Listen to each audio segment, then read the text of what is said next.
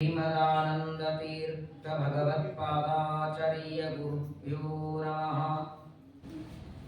सृष्टिस्थित्यप्ययेहा नियतिदृशितमो बन्धमोक्षाश्च यस्मात् अस्य श्रीब्रह्मरुद्रप्रभृतिसुरनरद्वीषशत्रुवात्मकस्य विष्णोर्व्यस्ताः समस्ताः सकलगुणनिधिः सर्वदोषो व्यपेतः पूर्णानन्दाव्ययो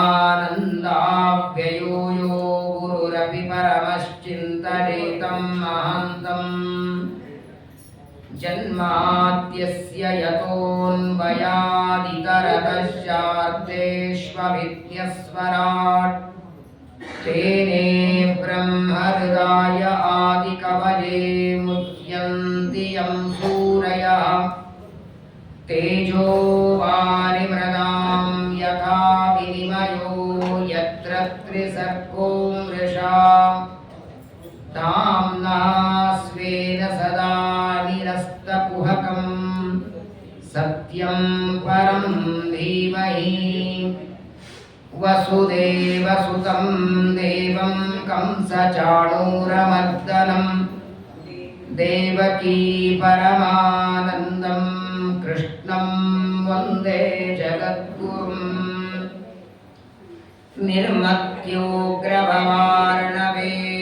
निर्मत्योग्रभवार्णवेदिजमनोभीष्टं दिशामीति यः सम्यक् ज्ञापयितुं करेण विलसन् मन्थानमन्नेन च रम्यं दामदगन्महेशरजतग्रामश्रियोऽलङ्कृति कर्मन्वीश्वरभक्तिबन्धनवशः प्रीतोऽस्तु कृष्णप्रभुः सिञ्जन्नो पुरशोभिपादकमलां मन्दस्मितोद्यन्मुखीं कञ्जाक्षीं कुचभारभीरुविलसन् मध्यां वणत्कङ्कणां शंवाद्यैः परिसेवितां सुवसनां जाम्बूनदालङ्कृताम् अम्बां तां प्रणतोऽस्मि कृष्णरमणीं लम्बालकां रुक्मिणीं धर्मविज्ञानवैराग्यपरमैश्वर्यशालिनः श्रीमदानन्दतीर्थभगवत्पादान् वन्दे निरन्तरम् नमोऽस्तु तात्विका देवाः विष्णुभक्तिपरायणाः धर्ममार्गे प्रेरयन्तु भवन्तः सर्वदेवैः यस्वानुभावमखिलश्रुतिसारमेकम् अध्यात्मदीपमतितितिर्षतां तमोऽन्धं संसारिणां करुणयाः पुराणगुह्यं तं व्याससूनुमुपयामि गुरुं मुनीनां श्रुतिक्षीराब्धिमामध्यधीमन्दरमहीभृता प्राप्ता न्यायसुधारेण तं जनेन्द्रमहं भजे उषाग्रमतये भानुद्युतरे वादिभीतरे आराधितः श्रीपतये सुधीन्द्रयतये नमः श्रीमतो राघवेन्द्रस्य नमामि पदपङ्कजे कामिताशेषकल्याणललना कल्पपादपौ आपादमौलिपर्यन्तं गुरूणामाकृतिं स्मरेत् तेन विघ्नाः प्रणश्यन्ति सिद्ध्यन्ति च मनोरथाः श्रीगुरुभ्यो नमः। श्रीभगवानुवाच तस्मादसदविद्यानं यथा स्वप्नमनोरथं हित्वा मयि समाधस्व मनोमद्भावभावितम् स्वस्त्यस्तु सताम् अशेषसन्मङ्गलानि भवन्तु श्लोकैकश्रवणपठनमात्रेण कथा वक्तुश्च श्रोतॄणां निखिलकलिकतकल्मषापनूतनपटुतरे ಮೋಕ್ಷಾದ್ಯಖಿಲ ಪುರುಷಾರ್ಥ ಸಾಧನೀಭೂತೆ ಶ್ರೀಮದ್ಭಾಗವತೆ ಮಹಾಪುರಾಣೆ ಯತ್ಕಿಂಚಿತ್ ಪೂರ್ವೋಕ್ತ ಪ್ರಮೇಯಾನುವಾದ. ಹರಿ ಓಂ ಹರಿ ಓಂ ಹರಿ ಓಂ. ಶ್ರೀ ಗುರುಭ್ಯೋ ನಮಃ. ರಾಘವೇಂದ್ರ ಸ್ವಾಮಿಗಳ ಗುರುಗಳಾದ ವಿಜೇಂದ್ರರ ಶಿಷ್ಯರಾದ ಮಹಾ ತಪಸ್ವಿಗಳಾದ ಸುಧೀಂದ್ರ ತೀರ್ಥರ ಮಧ್ಯಾರಾಧನೆಯ ಪರ್ವಕಾಲ. ವಿಶೇಷವಾಗಿ ರಾಘವೇಂದ್ರ ಸ್ವಾಮಿಗಳನ್ನು ಜಗತ್ತಿಗೆ ಕೊಟ್ಟಂತಹ ಗುರುಗಳು ಸುಧೀಂದ್ರ ತೀರ್ಥರು. ಇವರ ಜ್ಞಾನ, ತಪಸ್ಸು, ಪಾಂಡಿತ್ಯ, ವೆಂಕಟನಾಥರನ್ನ ನೋಡಿ ಇವರು ಮುಂದಿನ ಪೀಠಾಧಿಪತ್ಯಕ್ಕೆ ಯೋಗ್ಯರು ಅನ್ನೋದು ತಮ್ಮ ಜ್ಞಾನದೃಷ್ಟಿಯಿಂದ ತಿಳಿದಿದ್ದರಂತೆ. ಸಮಗ್ರವಾದ ಭೂಮಂಡಲವನ್ನು ಪ್ರದಕ್ಷಿಣೆ ಹಾಕಿ ಕಾಲಲ್ಲಿ ಪಾದುಕೆ ಹಾಕಿಕೊಳ್ಳದೆ ಇಡೀ ಭೂಮಂಡಲ ಪ್ರದಕ್ಷಿಣೆ ಹಾಕಿಕೊಂಡು ಬಂದು ಮಧ್ವ ಸಿದ್ಧಾಂತದ ಸ್ಥಾಪನೆ ಮಾಡಿದವರು ಸುಧೀಂದ್ರ ತೀರ್ಥರು. ಅವರ ಒಂದು ವಿಶೇಷವಾದ ಆರಾಧನೆ, ಪರಮಾತ್ಮನ ತತ್ವಗಳನ್ನು ಜಗತ್ತಿಗೆ ಸಾರಿದ ಸುಧೀಂದ್ರ ತೀರ್ಥರನ್ನ ಸಾಷ್ಟಾಂಗ ನಮಸ್ಕಾರ ಮಾಡ್ತಾ, ಭಾಗವತದ ದಶಭಾವ ಏಕಾದಶ ಸ್ಕಂದದಲ್ಲಿ ಉದ್ಧವನ ಪ್ರಶ್ನೆಗಳಿಗೆ ಕೃಷ್ಣ ಪರಮಾತ್ಮ ಉತ್ತರವನ್ನು ಕೊಡ್ತಿದ್ದಾನೆ. ಅನೇಕ ಪ್ರಶ್ನೆಗಳನ್ನ, ನಮಗೆ ಇವತ್ತು ಬರುವ ಪ್ರಶ್ನೆಗಳನ್ನೇ ಅವತ್ತು ಉದ್ಧವ ಕೇಳಿದ್ದಾನೆ. ಇವತ್ತು ಪ್ರಶ್ನೆಗಳ ಬಗ್ಗೆ ಹೇಳೋದು ಕೃಷ್ಣೆಯಲ್ಲಿದ್ದಾನೆ. ಆದರೆ ಅವತ್ತು ಮುಂದೆ ಕಲಿಯುಗದಲ್ಲಿ ಬರುವ ಜನರಿಗೆ ಯಾವ ಪ್ರಶ್ನೆ ಬರಬಹುದು ಅದನ್ನ ತಾನೇ ತನ್ನ ಜ್ಞಾನ ಯೋಗ ಸಾಮರ್ಥ್ಯದಿಂದ ತಿಳಿದು ಭಗವಂತನಲ್ಲಿ ಒಂದೊಂದು ಪ್ರಶ್ನೆಗಳನ್ನ ಮಾಡ್ತಾ ದೇವರು ಉದ್ಧವನಿಗೆ ಉಪದೇಶವನ್ನ ಮಾಡ್ತಾ ಸಂಸಾರ ಯಾಕೆ ಬರ್ತದೆ ಅಂತ ಕೇಳ್ತಾನೆ. ಈ ಜನ್ಮ, ಮರಣ, ರಾಗ, ಸಿಟ್ಟು, ದ್ವೇಷ, ಮತ್ತೆ ಮತ್ತೆ ತಾಯಿಯ ಗರ್ಭ, ಇದರ ಬಿಡುಗಡೆ ಯಾವಾಗ? ಎಷ್ಟು ದಿನ ಅಂತ ಹೀಗೆ ತಿರುಗೋದು? ಪುನರಪಿ ಜನನಂ ಪುನರಪಿ ಮರಣಂ ಪುನರಪಿ ಜನನಿ ಜಠರೇ ಶಯನಂ. ಎಂಡ್ ಬೇಕಲ್ಲ? ತಿರುಗಿ ತಿರುಗಿ ತಿರುಗಿ ಒಂದು 4 ರೌಂಡ್ ಹಾಕಿದ ಮೇಲೆ ಪರವಾಗಿಲ್ಲ, ಆ ಮನೆ ಸಿಗತ್ತೆ ಅಂದ್ರೆ ಅಡ್ಡೇ ಇಲ್ಲ. ಎಲ್ಲಿವರೆಗೆ ತಿರುಗೋದು? ಎಂಡು ಅಂತಿದೆಯಾ? ಕೊನೆ ಅಂತಿದೆಯಾ? ಮತ್ತೆ ಮತ್ತೆ ಜನ್ಮ ಮರಣದ ಚಕ್ರಕ್ಕೆ ಬರದೇ ಇರೋ ಹಾಗೆ, ತಿರುಗಿ ಸಂಸಾರಕ್ಕೆ ಬರದೇ ಇರೋ ಹಾಗೆ ಮಾಡ್ಕೊಳ್ಳಿಕ್ಕೆ ಆಗತ್ತಾ ಅಂತ ಉದ್ಧವ ಕೇಳ್ತಾನೆ. ಅಷ್ಟೇ ಅಲ್ಲ ಸ್ವಾಮಿ, ಸಂಸಾರ ಬಂತು ಯಾಕೆ? ಏನೋ ತಪ್ಪು ಮಾಡಿರ್ಬೇಕಲ್ಲ. ರೋಗ ಯಾಕೆ ಬಂತು? ಇಂತಿಂತ ಅಪಥ್ಯವಾದದ್ದು ತಿಂದದ್ದಕ್ಕೆ. ಯಾಕೆ ನೆಗಡಿ ಬಂತು, ಶೀತ ಆಯಿತು, ಗ್ರಹಣದಲ್ಲಿ 2 ಸ್ನಾನ ಮಾಡಿದ್ದಕ್ಕೆ ಅಲ್ವಾ? ಎಲ್ಲದೂ ಕಾರಣ ಇದೆ ತಾನೆ. ನಾಳೆ ದಿನ ಸಾಯಂಕಾಲ ಪ್ರವಚನ ಜನ ಇರಲ್ಲ. ಯಾಕೆ? ಊಟನೆ ತಡ ಆಗಿದ್ದಕ್ಕೆ, ಹಯಗ್ರೀವ ವಾದಿರಾಜರ ಆರಾಧನೆ ಆಗಿದ್ದಕ್ಕೆ ಕಾರಣ ಇದೆ.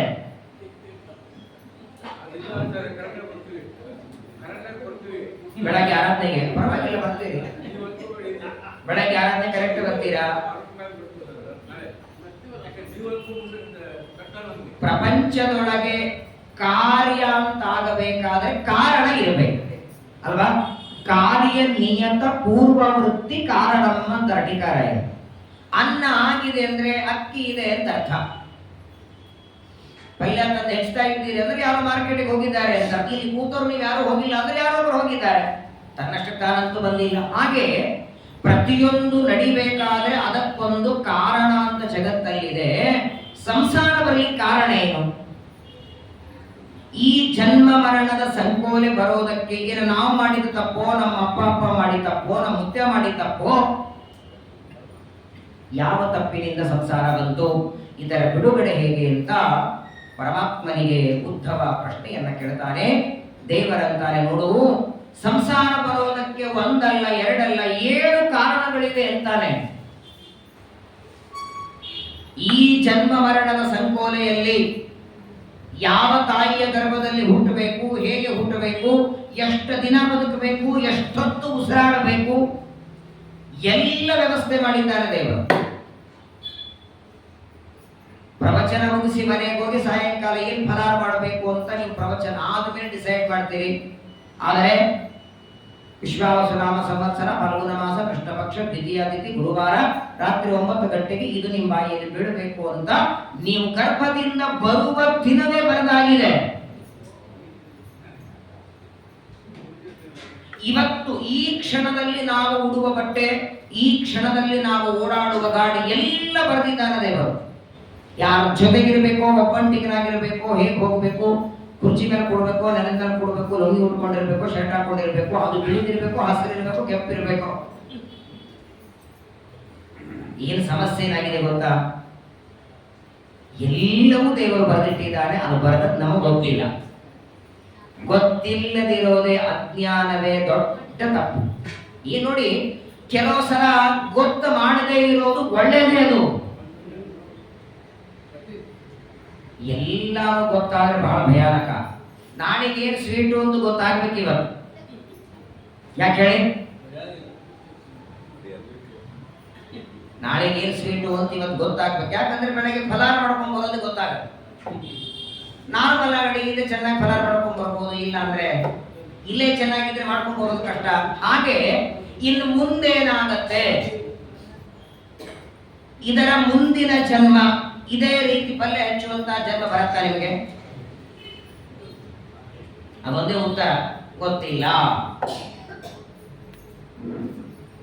ಪರೀಕ್ಷಿಕಾಚಾರ್ಯರು ಹೇಳ್ತಾರೆ ನೋಡು, ಉದ್ಧವರಿಗೆ ಕೃಷ್ಣ ಹೇಳ್ತಾನೆ, ಮೊಟ್ಟ ಮೊದಲನೇದ್ದು ಈ ಜನ್ಮ ಮರಣದ ಸಂಕೋಲೆಯಲ್ಲಿ ಬೀಳೋದಕ್ಕೆ ಅನಾದಿಯಾದ ಅವಿದ್ಯ ಕಾರಣ ಅಂತ, ದೊಡ್ಡ ಕಾರಣ ಇದು. ಎರಡನೇದ್ದು ಕಾಮ ಅಂತಾನೆ ಕೃಷ್ಣ, ಮೂರನೇದ್ದು ಕರ್ಮ, ನಾಲ್ಕನೇದ್ದು ಲಿಂಗದೇಹ, ಐದನೇದ್ದು ಸ್ವಗುಣಾಚ್ಛಾದಿಕ ಅನ್ನುವ ಮಾಯ, ಆರನೇದ್ದು ಪರಮಾಚ್ಛಾದಿಕ ಅನ್ನುವ ಮಾಯ, ಏಳನೇದ್ದು ಪರಮಾತ್ಮನ ಇಚ್ಛಾ. 7 ಕಾರಣಗಳಿಂದ ನಾವೆಲ್ಲ ಸಂಸಾರದಲ್ಲಿದ್ದೇವೆ. ಇದೇ ಮಾತು ಟೀಕಾಕೃತ್ಪಾದರು ನ್ಯಾಯಸುಧಾದಲ್ಲೂ ಹೇಳುತ್ತಾರೆ. ಇದರ ಬಿಡುಗಡೆಗಾಗಿ ನಮ್ಮ ಪ್ರಯತ್ನ. ಎಷ್ಟೇ ಬೆಲೆ ಬಾಳುವ ವಜ್ರ ಇರಲಿ, ಅದರ ಮೇಲೆ 5-6 ಚಾದರಗಳನ್ನು ಮಡಿಚಿ ಚಾದರೋ ರಕ್ಕು ಹಾಕಿದರೆ ಅದರ ಬೆಳಕು ಬರಲ್ಲ. ಹಾಗೇನೆ ನಮ್ಮ ಸ್ವರೂಪದಲ್ಲಿರುವ ಆನಂದದ ಮೇಲೆ ಆವರಣಗಳ ಕೂತಿವೆ, ಅದು ಸರಿಯದ ಹೊರತು ಸಂಸಾರದಿಂದ ಬಿಡುಗಡೆ ಇಲ್ಲ. ಎಷ್ಟು ಭಯಾನಕ ನೋಡಿ. ತಾಯಿಯ ಗರ್ಭದಲ್ಲಿ ನಾವೆಲ್ಲ ಇರುವಾಗ ಹೇಗಿದ್ದೇವೆ ಅಂತ ಹೊರಗೆ ಬಂದ ಮೇಲೆ ನೆನಪಿಲ್ಲ ಅನ್ನೋದಕ್ಕಾಗಿ ಚೆನ್ನಾಗಿ ಓಡಾಡ್ಕೊಂಡಿದ್ದೇವೆ ನೋಡಿ. ದೇವರ ಅನುಗ್ರಹ ಎಷ್ಟು ಅಂದ್ರೆ, ನಮಗೆ ಯಾರಾದರೂ ಹೊಗಳಿದ್ದು, ನಮಗೆ ಸನ್ಮಾನ ಮಾಡಿದ್ದು, ನಮ್ಮನ್ನು ಯಾರಾದರೂ ಸ್ತೋತ್ರ ಮಾಡಿದ್ದು ಪದೇ ಪದೇ ನೆನಪಾದ್ರೆ ಆನಂದ ಆಗತ್ತೆ.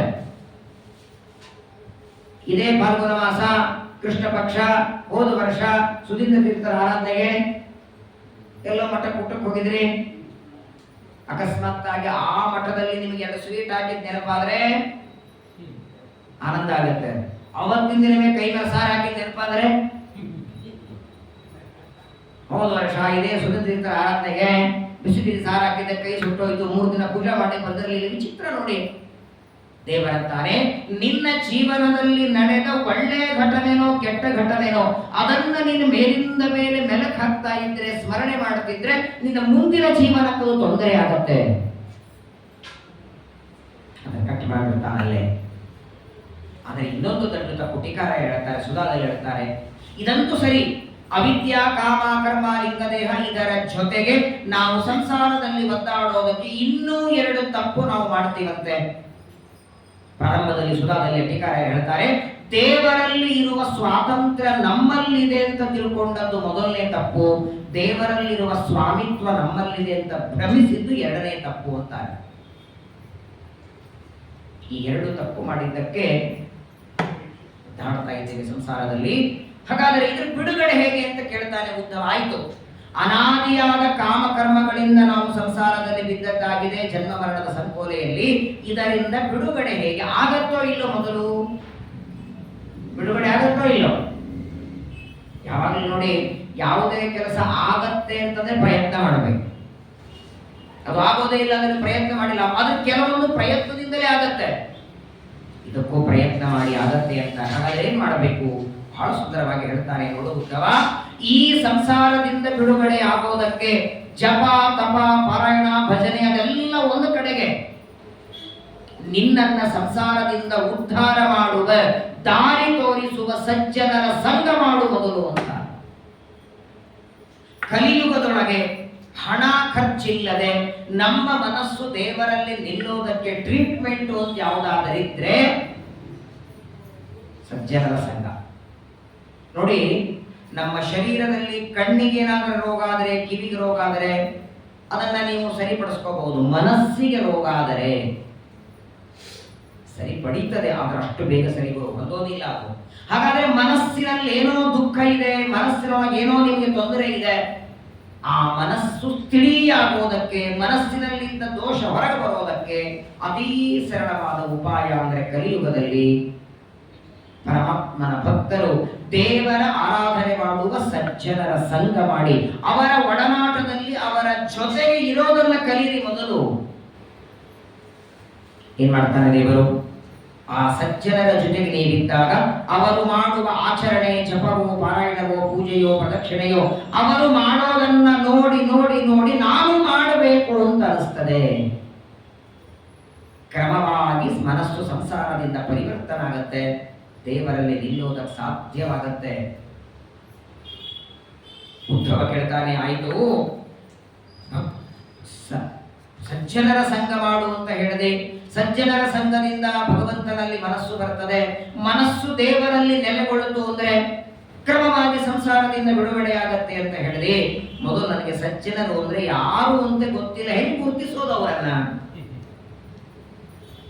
ಸಜ್ಜನರನ್ನು ಗುರುತಿಸೋದು ಹೇಗೆ?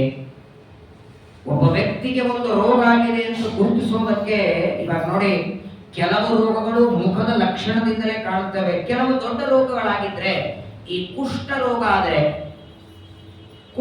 ಆದರೆ ಇಲ್ಲಿ ಹಣೆ ಮೇಲೆ ಡಾಕ್ಟರ್ಗಳೇ ಬರೆದು ಬಿಡ್ತಾರೆ, ಈ ವ್ಯಕ್ತಿಯ ಸಂಪರ್ಕದಲ್ಲಿ ಬರಬೇಡಿ, ಈ ವ್ಯಕ್ತಿಯ ಸಂಪರ್ಕದಲ್ಲಿ ಬಂದ್ರೆ ನಿಮಗೂ ರೋಗ ಬರೋ ಚಾನ್ಸಸ್ ಇದೆ, ಮೇಲೆ ಬರೆದು ಬಿಟ್ಟಿರ್ತಾರೆ. ಹಾಗಾಗಿ ಅವರನ್ನು ಆದಷ್ಟರ ಮಟ್ಟಿಗೆ ದೂರದಲ್ಲಿ ಇಡ್ತಾರೆ. ಆದರೆ ನೋಡಿ, ಹಣೆ ಮೇಲೆ ಯಾರು ಬರ್ಕೊಂಡು ತಿರುಗಾಡ್ತಿರ್ತಾರ, ಇವರು ಎಷ್ಟು ಭಕ್ತರು, ಇವರು ಭಕ್ತರು ಅಂತ. ಹಾಗಾದರೆ ಇವರು ದೇವರ ಭಕ್ತ ಅಂತ ಹೇಗೆ ನಂಬೋದು? ಅವರು ಉಟ್ಕೊಂಡ ಬಟ್ಟೆ ನೋಡಿ ಭಕ್ತ ಅಂತ ಡಿಸೈಡ್ ಮಾಡೋದು? ಅವರು ಮಾಡುವ ಕೆಲಸ ನೋಡಿ ಭಕ್ತ ಅನ್ನಬೇಕು, ಅವರ ಮಾಡುವ ಜಪತಪ ನೋಡಿ ಭಕ್ತ ಅನ್ನಬೇಕು. ಯಾಕಂದ್ರೆ ಪ್ರಪಂಚದೊಳಗೆ ನಾನಾ ರೀತಿಯಾದ ಭಕ್ತರಿದ್ದಾರೆ. ನನಗೆ ಗೊಂದಲ ಆಗ್ತಿದೆ, ಹೇಗಿರ್ತಾರೆ ಅಂತ ಉದ್ಧವ ಕೇಳಿದ್ರೆ ದೇವರು ಹೇಳೋ ಮಾತು ನೋಡಿ, ನಿಷ್ಕಿಂಚನಾಮಯ್ಯನುರಕ್ತ ಚೇತಸಃ ಶಾಂತಾಃ ಮಹಾಂತಾಖಿಲ ಜೀವ ವತ್ಸಲಾಃ ಕಾಮೈರನಾಲಬ್ಧ ದಿಯೋಜುಷೋಯೇ ತೇನೈರಪೇಕ್ಷಂ ಹಿ ವಿದುಃ ಸುಖಂ ಮಮ. ಯಾರನ್ನ ನೀನು ಭಕ್ತ ಅಂತ ಕರಿಬೇಕು? ಉದ್ಧವರಿಗೆ ಹೇಳ್ತಾನೆ, ಸಮಗ್ರವಾದ ಪೃಥ್ವಿ ತುಂಬೆ ಬಂಗಾರದ ನಾಣ್ಯಗಳ ತುಂಬಿ ಕೊಡುತ್ತೇನೆ ಅಂದ್ರೂ ಬೇಡ ಅಂತಾರೆ. ಯಾವ ವ್ಯಕ್ತಿಗೆ ಹಣದ ಮೇಲೆ ವ್ಯಾಮೋಹ ಇಲ್ಲ, ಬೇಕು ಅನ್ನೋ ಅಪೇಕ್ಷೆ ಇಲ್ಲ.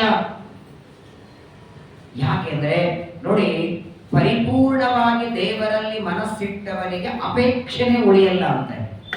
ಯಾಕಂದ್ರೆ ಅವನನ್ನ ಬೇಡದೇ ಇದ್ದ ಮಾಡಿಬಿಟ್ಟಿರ್ತಾರೆ ದೇವರು. ದೇವರ ಒಂದು ದಾಸರ ಹಾಡಿದೆ, ದೇವರ ಹತ್ರ ಬೇಡಿಕೊಳ್ತಾರೆ, ನೀ ಏನನ್ನು ಕೊಡದೇ ಇದ್ರು ಪರವಾಗಿಲ್ಲ, ಇನ್ನೊಬ್ಬರ ಹತ್ರ ಕೈ ಚಾಚದೆ ಇದ್ದ ನನ್ನನ್ನು ಮಾಡು ಅಂತ.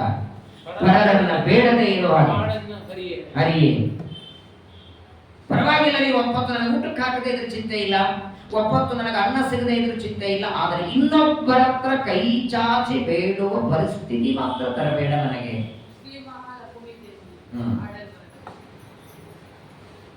ಹಾಗಾಗಿ ನಿಷ್ಕಿಂಚನ ದೇವರ ಭಕ್ತರು ಆಗಿರ್ತಾರೆ, ಎಂದಿಗೂ ಅಪೇಕ್ಷೆ ರಹಿತರಾಗಿರ್ತಾರೆ. ಹಾಗಾದ್ರೆ ಏನು ಅಪೇಕ್ಷೆ ಇರಲ್ವಾ ಅವರಿಗೆ? ನಿಷ್ಕಿಂಚನ ಅಂದ್ರೆ ಏನು ಅಪೇಕ್ಷೆ ಇಲ್ಲದೆ ಇದ್ದವರಲ್ಲ. ದೇವರಲ್ಲಿ ಭಕ್ತಿ ಮಾಡ್ತಿರ್ತಾರೆ, ದೇವರ ಆರಾಧನೆ ಬೇಕು ಅಂತಾರೆ, ದೇವರೇ ಮೋಕ್ಷ ಕೊಡ್ತೇನಂದ್ರೆ ಬೇಡ ಅಂತಾರಂತೆ. ಅರ್ಥೇ ನಾರಾಯಣೋ ದೇವ ಸರ್ವಮನ್ಯ ತದರ್ಥಕಂ. ಆಚಾರ್ಯ ಹೇಳ್ತಾರೆ, ಮೋಕ್ಷ ಕೊಡ್ತೇನಂದ್ರೆ ಬೇಡ ಸ್ವಾಮಿ, ಆ ಮೋಕ್ಷದ ಸುಖದಲ್ಲಿಯೂ ನಿನ್ನನ್ನ ಮರೆತು ಬಿಡ್ತೇವೆ, ನಿನ್ನ ಜ್ಞಾನವನ್ನ ಕೊಡು, ನಿನ್ನ ಪಾಠ ಪ್ರವಚನ ಮಾಡೋ ಭಾಗ್ಯವನ್ನ ಕೊಡು ಅಂತಾರೆ. ಗೋಪಿಕಾಸ್ತ್ರೀಯರು ಗೋಪಿಗೀರದಲ್ಲಿ ಹೇಳ್ತಾರೆ, ತವ ಕಥಾಮೃತಂ ತಪ್ತ ಜೀವನಂ ಕಲಿವಿರೀಡಿತಂ ಕಲ್ಮಶಾಪಂ ಶ್ರವಣ ಮಂಗಲಂ ಶ್ರೀಮದಾದದಂ ಭುವಿ ಗೃಢಂತಿ ತೇ ಭೂರಿದಾ ಜನ. ತಪ್ಪು ತಿಳ್ಕೊಂಡಿದ್ದಾರೆ. ಏನು ಬೇಡ, ಯಾವ ತಪಸ್ಸು ಮಾಡಲಿಲ್ಲ ಅಂದ್ರೆ ಚಿಂತೆ ಇಲ್ಲ, ಯಾವ ತೀರ್ಥಯಾತ್ರೆಗೆ ಹೋಗದೇ ಇದ್ರೂ ಚಿಂತೆ ಇಲ್ಲ, ಮಡಿಯಿಂದ ನಿತ್ಯ ಅಡಿಗೆ ಮಾಡಿ ಊಟ ಮಾಡದೇ ಇದ್ರೂ ಚಿಂತೆ ಇಲ್ಲ. ಒಂದನ್ನ ತಪ್ಪದೆ ನಿತ್ಯದಲ್ಲಿ ಮಾಡಿ. ನೀವೇನ್ ಮಾಡ್ತಿದ್ದೀರಿ ನೋಡಿ, 1 ಗಂಟೆ ಪ್ರವಚನ ಸಾಕಿದು ಒಂದು ಮಾಡಿದ್ರೆ ಇದಕ್ಕಿಂತ ದೊಡ್ಡ ತಪಸ್ಸು ಇನ್ನೊಂದಿಲ್ಲ. ಸ್ವಾಧ್ಯಾಯ ಪ್ರವಚನ ಏವ ಇತಿ ನಾಗೋ ಮೌದ್ಗಲ್ಯ ತತ್ಥಿ ತಪಸ್ತತ್ಥಿ ತಪಃ. ನಾನು ಅನೇಕ ಸಲ ಹೇಳಿದ್ದೇನೆ, 10 ಕೋಟಿ ರೂಪಾಯಿ ಖರ್ಚು ಮಾಡಿ ಒಂದು ವಜ್ರದ ಕವಚ ಮಾಡಿಸಿ ಆ ಕವಚವನ್ನ ಪ್ರಾಣದೇವರಿಗೆ ತೊಡಿಸಿ ಪ್ರಶ್ನೆ ಕೇಳಿ, ಏನು ಸ್ವಾಮಿ 10 ಕೋಟಿ ರೂಪಾಯಿ ಖರ್ಚು ಮಾಡಿದ್ದೇನೆ, ವಜ್ರ ಕವಚ ಹಾಕಿದ್ದೇನೆ, ನಿನಗೆ ಸಂತೋಷ ಆಯ್ತಾ ಅಂತ ಕೇಳಿ ಅಕಸ್ಮಾತ್ತಾಗಿ ಪ್ರಾಣದೇವರು ಮಾತಾಡಿದರೆ ಹೇಳ್ತಾರೆ, ನೀನು ವಜ್ರ ಕವಚ ಹಾಕಿದ್ದಕ್ಕಿಂತಲೂ ನನಗೆ ಹೆಚ್ಚು ಆನಂದ, ನೀನೇನು ಪ್ರತಿನಿತ್ಯ ಕೂತ್ಕೊಂಡು ಪಾಠ ಪ್ರವಚನ ಮಾಡ್ತಿಲ್ಲ ಅದರಿಂದ ನನಗಾಗತ್ತೆ ಅಂತ. ಇದಕ್ಕೆ ಸಮಾನವೇ ಇನ್ನೊಂದಿಲ್ಲ.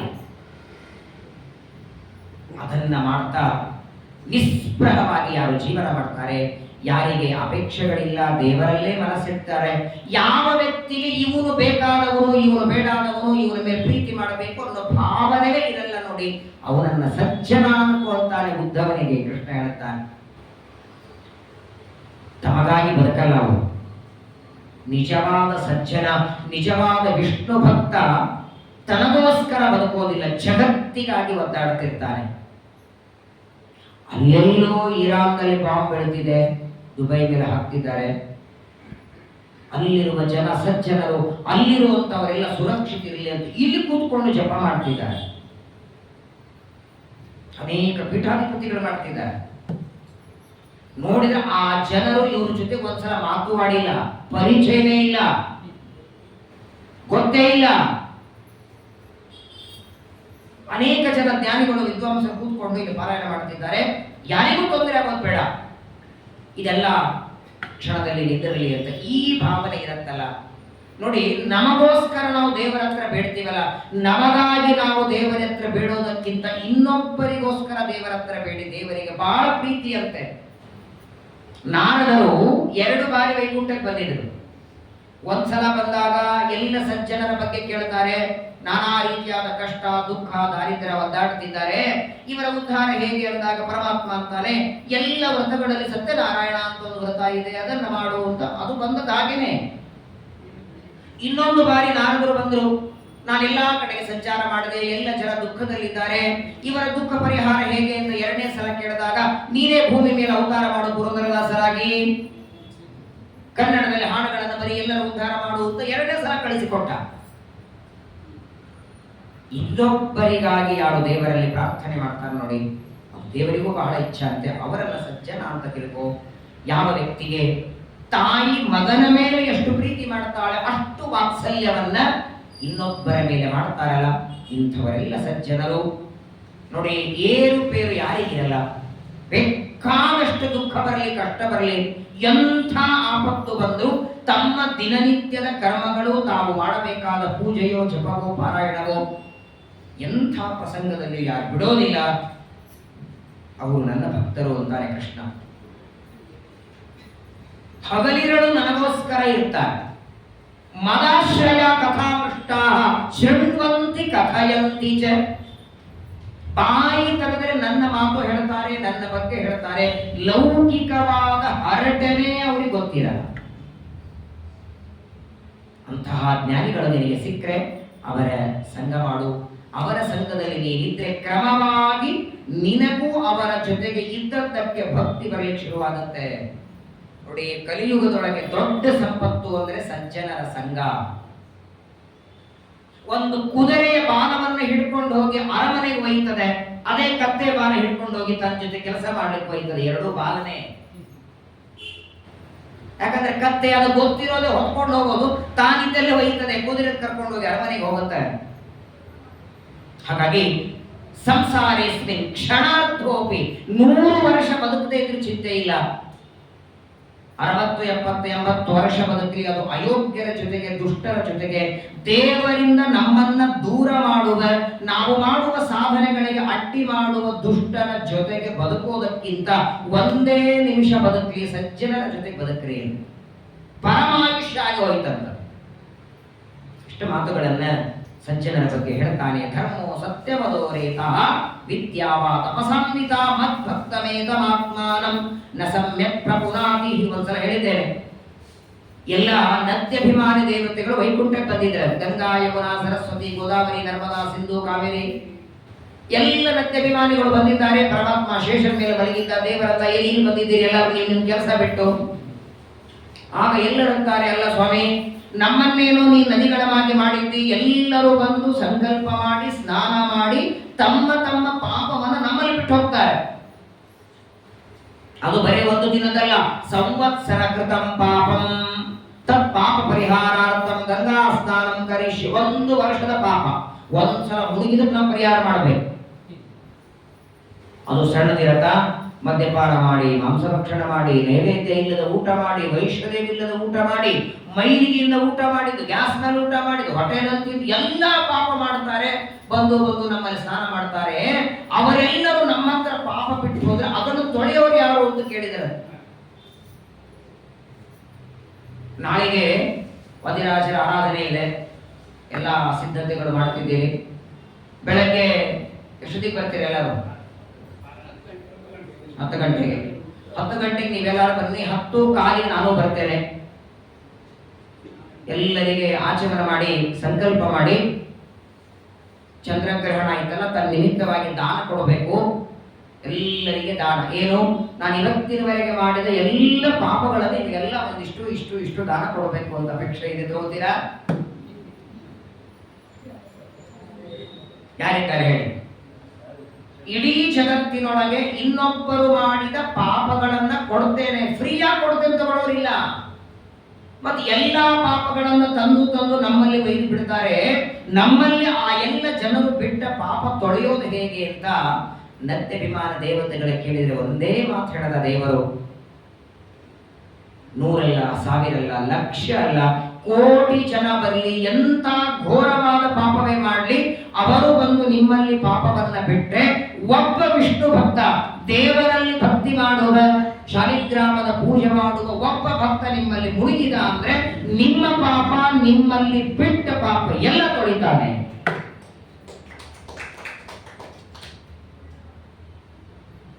ಸಾಕ್ಷಾತ್ ದೇವರೇ ನತ್ಯಭಿಮಾನಿಗಳಿಗೆ ಹೇಳಿದ ಮಾತು. ತೇ ಪುನಂತ್ಯುರು ಕಾಲೇನ ದರ್ಶನಾದೇವ ಸಾಧವ. ದೇವರಿಗೆ ಅಷ್ಟು ಪ್ರೀತಿ, ತನ್ನ ಭಕ್ತರ ಮೇಲೆ ಅಷ್ಟು ಪ್ರೀತಿ ಮಾಡ್ತಾನವನು. ವಿಜಯದಾಸರು ತಿರುಪತಿಗೆ ಬಂದಿದ್ರು ಬ್ರಹ್ಮೋತ್ಸವಕ್ಕೆ. ಬ್ರಹ್ಮೋತ್ಸವದ ಕೊನೆಯ ದಿನ ವಿಜಯದಶಮಿ, ಮಧ್ವಾಚಾರ್ಯ ಹುಟ್ಟಿದ ದಿನ. ಬಂಗಾರದ ರಥ, ರಥೋತ್ಸವಕ್ಕೆ ಸಿದ್ಧತೆ ಆಗಿದೆ. ಉತ್ಸವ ಪ್ರತಿಮಾ ರಥದಲ್ಲಿ ತಂದಿಟ್ಟಿದ್ದಾರೆ. ರಥಾಂಗ ಹೋಮ ಆಗಿದೆ. ಇನ್ನೇನು ಮಂಗಳಾರತಿ ಮಾಡಿ ರಥ ಎಳಿಬೇಕು. ಪ್ರತಿ ವರ್ಷ ಆ ಕಡೆ ಈ ಕಡೆ ಒಂದು 100 ಜನ ಹಿಡಿದು ಎಳಿತಿದ್ರು ರಥವನ್ನ. ಆ ವರ್ಷ ಈ ಕಡೆ 1000 ಜನ, ಈ ಕಡೆ 1000 ಜನ ನಿಂತಿದ್ದಾರೆ, ಎಳಿತಿದ್ದಾರೆ, ಚೈನ್ ಹಾಕಿ ಎಳಿತಾರೆ, ಸರಪಳಿ ಹಾಕ್ತಾರೆ. 1 ಇಂಚು ಸರಿತಾ ಇಲ್ಲ ರಥ. ನಾವು ಅಪಶಕನಾಗಿದೆಯಾ ನೋಡ್ತಾರೆ. ಹಿಂದೆ ಮುಂದಿನ ಕಲ್ಲಿದೆ, ಏನೂ ಇಲ್ಲ, ಪ್ರತಿ ವರ್ಷದಂತೆ ನಡೀತಿದೆ. ಎಷ್ಟೊತ್ತಾದರೂ ರಥನೇ ಮುಂದೆ ಬರ್ತಿಲ್ಲ. ದೇವಸ್ಥಾನದ ಅಧಿಕಾರಿಗಳಿಗೆ ಟೆನ್ಷನ್ ಆಯಿತು. ಇದು ಒಳ್ಳೇದಲ್ಲ, ರಥೋತ್ಸವ ಆಗಲಿಲ್ಲ ಅಂದ್ರೆ ಮುಂದೆ ಹೇಗೆ? ಅದು ಮತ್ತೆ ಬ್ರಹ್ಮೋತ್ಸವದಲ್ಲಿ ಅದು ಕೊನೆಯ ದಿನ ವಿಜಯದಶಮಿ. 8 ವರ್ಷದ ಒಬ್ಬ ಹುಡುಗ ಆಟ ಆಡ್ತಾ ಅಲ್ಲಿ ಬಂದ ಅಂತೆ. ಆ ಹುಡುಗನಿಗೆ ಮಾತು ಬರ್ತಿರ್ಲಿಲ್ಲ. ಮಾತು ಬರದೇ ಇರುವ ಒಬ್ಬ ಹುಡುಗ ಬರ್ತಾನೆ. ಆ ಬಂಗಾರದ ರಥದ ಮುಂದೆ ಕುಣಿಲಿಕ್ಕೆ ಶುರು ಮಾಡ್ತಾನೆ. ಎಲ್ಲರ ದೃಷ್ಟಿ ಅವನ ಕಡೆಗೆ ಹೋಯಿತು. ಆ ಹುಡುಗನಲ್ಲಿ ಸಾಕ್ಷಾತ್ ಶ್ರೀನಿವಾಸ ಪ್ರವೇಶ ಮಾಡಿ ಹೇಳ್ತಾನೆ, ನನ್ನ ಭಕ್ತ ಒಳ ಕೂತಿದ್ದಾನೆ, ನನ್ನನ್ನ ಭಕ್ತಿ ಎನ್ನುವ ಹಗ್ಗದಿಂದ ಕಟ್ಟಿದ್ದಾನೆ, ಅವರು ಬಿಟ್ಟರೆ ತಾನೇ ನನ್ನ ರಥದಲ್ಲಿ ಬರಬೇಕು, ನಾನು ರಥದಲ್ಲಿ ಬಂದರೆ ರಥೋತ್ಸವ ನಡೀಬೇಕಲ್ಲ, ಅವನು ಒಳ ಕಟ್ಟಿ ಹಾಕಿದ್ದಾರೆ, ನಾನು ಬರೋ ಹಾಗಿಲ್ಲ ಅಂತ ಆ ಹುಡುಗನಲ್ಲಿ ಪ್ರವೇಶ ಮಾಡಿ ಶ್ರೀನಿವಾಸ ಹೇಳ್ತಾನೆ. ದೇವಸ್ಥಾನದ ಅಧಿಕಾರಿಗಳು ಒಳಗೆ ಬರ್ತಾರೆ. ತಿರುಪತಿಗೆ ಹೋದವರಿಗೆಲ್ಲ ಗೊತ್ತಿರುತ್ತೆ, ನೀವು ಶ್ರೀನಿವಾಸನ ದರ್ಶನ ಮಾಡಿಕೊಂಡು ಹೊರಗೆ ಬಂದ್ರೆ ಬಂಗಾರ ಬಾವಿ ಇದೆ ನೋಡಿ, ಅಲ್ಲಿಂದ ಪ್ರದಕ್ಷಿಣೆ ಹಾಕೊಂಡು ಬಂದ್ರೆ ವಿಮಾನ ವೆಂಕಟೇಶ್ವರ ಕಾಣಿಸ್ತಾರೆ. ಅಲ್ಲಿಂದ ಮುಂದೆ ಬಂದ್ರೆ ಹುಂಡಿ ಇದೆ, ಹುಂಡಿಯ ಪಕ್ಕದಲ್ಲಿ ಒಂದು ನರಸಿಂಹದೇವರ ದೇವಸ್ಥಾನ ಇದೆ, ಅಲ್ಲಿ ಕೂತಿದ್ರಂತೆ ವಿಜಯದಾಸ. ಯೋಗ ನರಸಿಂಹದೇವರ ದರ್ಶನ ಕೂತಿದ್ದಾರೆ. ವಿಜಯದಾಸರು ತಮ್ಮ ಭಕ್ತಿಯಿಂದ ಕಟ್ಟಿ ಹಾಕಿದ್ದಾರೆ. ಅವರ ಹೃದಯದಲ್ಲಿ ದರ್ಶನ ಕೊಟ್ಟು ಪರಮಾತ್ಮ ಕೊಡ್ತಿದ್ದಾನೆ. ವಾದ್ಯ ವೈಭವಗಳನ್ನು ಬಾರಿಸ್ತಾ ವಿಜಯದಾಸರಿಗೆ ಬನ್ನಿ ಸ್ವಾಮಿ ಅಂತ ಕರೀತಾರೆ. ಆಗಲೇ ಅವರು ಬರೆದದ್ದು ಸಾಗಿ ಬಾರಯ್ಯ ಭವ ವೆಂಕಟ ದೊರೆ ಅಂತ ಹಾಡು ಮಾಡ್ತಾರೆ. ವಿಜಯದಾಸರು ಬಂದು ಮಂಗಳಾರತಿ ಮಾಡ್ತಾರೆ, ರಥ ಬಂದು ಬರೀತಾರೆ. ದೇವರನ್ನ ಕಟ್ಟಿ ಹಾಕೋದಕ್ಕೆ ಈ ಹಗ್ಗ ಬೇಡ, ಭಕ್ತಿ ಎರಡೇ ಅಕ್ಷರ. ಯಶೋಧೆಯನ್ನು ಕಟ್ತಾ ಇದ್ದು ಹೊರಳಿಗೆ ಹಾಕಿ ಇಡೀ ಗೋಪುರದಲ್ಲಿದ್ದ ಹಗ್ಗಗಳನ್ನು ಕೊಟ್ಟರು ದ್ವೆಂಕೋದು 2 ಪಟ್ಟು ಕಡೆ ಬಿಡಬೇಕು. ದೇವರ ಕಾರ್ಯ ನಾನು ಕಟ್ಟೋದಕ್ಕೆ 3 ಬೇಕು, ಜ್ಞಾನ ಭಕ್ತಿ ವೈರಾಗ್ಯ. ಅದರಲ್ಲಿ ಭಕ್ತಿ ಒಂದಿದೆ, ಜ್ಞಾನ ವೈರಾಗ್ಯ 2 ಇಲ್ಲ ಅಂತ ತೋರಿಸ್ತಿದ್ದ. ಹಾಗಾಗಿ ನನಗೆ ಭಕ್ತರೇ ಬಹಳ ಪ್ರೀತಿ ಅಂತಾನೆ. ಅದಕ್ಕಾಗಿ ನೋಡಿ, ಏನೇ ಮಾಡಲಿ 100 1000 ತಪ್ಪು ಮಾಡಲಿ, ಅವನು ವಿಷ್ಣು ಭಕ್ತನಾಗಿದ್ರೆ ದೇವರಲ್ಲಿ ಭಕ್ತಿ ಮಾಡುತ್ತಿದ್ದ ಅಂದ್ರೆ ಸಾಕು. ಅಧಿರಾಜರು ಮಾತಾಡ್ತಾರೆ, ಒಂದೊಂದು ಗುಣಗಳು ಇದ್ದಾವು ಇವರಲ್ಲಿ, ದೋಷಗಳು ಬಹು ಸಂಗಣಿಸಿವೆ. ದೇವತೆಗಳನ್ನು ಲಕ್ಷ್ಮೀದೇವಿ ಪರೀಕ್ಷೆ ಮಾಡುವಾಗ ಶೋಭಾನ ಪದ್ಯದಲ್ಲಿ ಅಂತಾರೆ ಅಧಿರಾಜರು, ದೋಷಗಳು ಇವರಲ್ಲಿ ಬೇಕಾದಷ್ಟಿವೆ, ಒಂದೊಂದು ಗುಣ, ಆ ಒಂದು ಗುಣ ಅಂದ್ರೆ ವಿಷ್ಣು ಭಕ್ತಿ ಅನ್ನುವ ಗುಣ ಇವರಲ್ಲಿದೆ. ಹಾಗಾಗಿ ಯಾರಲ್ಲಿ ಭಕ್ತಿ ಇದೆಯೋ, ಯಾರು ನನಗೋಸ್ಕರ ಜೀವನ ಮಾಡ್ತಾರೆ, ಸಂಪೂರ್ಣವಾಗಿ ತನು ಮನ ಧನ ನನಗೆ ಅರ್ಪಣೆ ಮಾಡ್ತಾರೋ ಅಂತಹ ಸಜ್ಜನರ ಸಂಗ ಮಾಡು. ಅವರ ಸಹವಾಸದಲ್ಲಿ ನಿನ್ನ ಮನಸ್ಸು ನನ್ನಲ್ಲಿ ನೆಲೆಗೊಳ್ಳುತ್ತದೆ. ಆಗ ಕ್ರಮವಾಗಿ ನಿನ್ನನ್ನ ಸಂಸಾರದಿಂದ ಬಿಡುಗಡೆ ಮಾಡ್ತೇನೆ ಅಂತ ಪರಮಾತ್ಮ ಉದ್ಧವನಿಗೆ ಹೇಳ್ತಾನೆ. ಬಹಳ ಸುಂದರವಾದ ಮಾತು. ನಗುವರು, ರೋಧಿಸುವರು, ನಾಟ್ಯವಾಡುವರು, ಯಾವಾಗ ಹಾಡ್ತಾರೆ, ಯಾವಾಗ ಕುಣಿತಾರೆ. ನೋಡಿ, ದೇವರ ಭಕ್ತರು ಎಷ್ಟು ಮುಳುಗಿ ಬಿಡ್ತಾರೆ ಅಂದ್ರೆ ಬಹಳ ವಿಚಿತ್ರ. ವ್ಯಾಸರಾಜರ, ಮತಿರಾಜರ, ನಾಳೆ ಅವರ ಆರಾಧನೆ ಮತ್ತು ಅವರ ಕಥೆಗಳಲ್ಲಿ ಕೇಳ್ತೀರಾ ನೀವು. ದೇವರನ್ನ ಹಾಡ್ತಾ ಹಾಡ್ತಾ ವಾಗ್ಗದ್ಗದ ದ್ರವತೆ ಯಸ್ಯ ಚಿತ್ತಂ ರುಧತ್ಯ ವಿಷ್ಣಂ ಹಸತಿ ಕ್ವಚಿಚ್ಚೆ ವಿಲಜ್ಯ ಉದ್ಗಾಯತಿ ನೃತ್ಯಜೇ ಚ ಮದ್ಭಕ್ತಿಯುಕ್ತಃ ಭುವನಂ ಪುನಾತಿ. ಹಾಡ್ತಾರೆ, ಕುಣಿತಾರೆ, ಅಷ್ಟು ದೇವರಲ್ಲಿ ತಲ್ಲೀನರಾಗಿ ದೇವರನ್ನ ತನ್ನನ್ನು ತಾನು ಒಪ್ಪಿಸ್ತಾರೆ. ಅಂತಹ ಸಜ್ಜನರ ಸಂಘದ ಬಗ್ಗೆ ಪರಮಾತ್ಮ ತಿಳಿಸಿಕೊಡ್ತಾನೆ. ಅದಾದ ಮೇಲೆ ಉದ್ಧವ ಮತ್ತೆ ಕೃಷ್ಣನಿಗೆ ಕೇಳ್ತಾನೆ, ಪ್ರಪಂಚದೊಳಗೆ ಯಾರಾದರೂ, ಈಗ ನಾವೆಲ್ಲ ವ್ಯವಹಾರದಲ್ಲಿ ಮಾತಾಡ್ತೀವಿ ನೋಡಿ, ಸ್ವಲ್ಪ ನೀರು ಕೊಡಪ್ಪ, ಪಾಪ ನೀರು ಕೂತಿರ್ತೀರಿ, ಮೇಲಿಂದ ನೀರು ತರಬೇಕು ಕುಡಿಲಿಕ್ಕೆ, ಒಂದು ಲೋಟ ನೀರು ಕೊಡಪ್ಪ, ಪುಣ್ಯ ಬರ್ತದೆ ಅಂತ ನಾವು ಅಂತೀವಿ. ಅಂತೀರೋ ಇಲ್ಲ? ಇದೇನು ಪುಣ್ಯ ಬರ್ತದಂದ್ರೆ ಪುಣ್ಯಕ್ಕೆ ಕಾಲಿದೆಯಾ?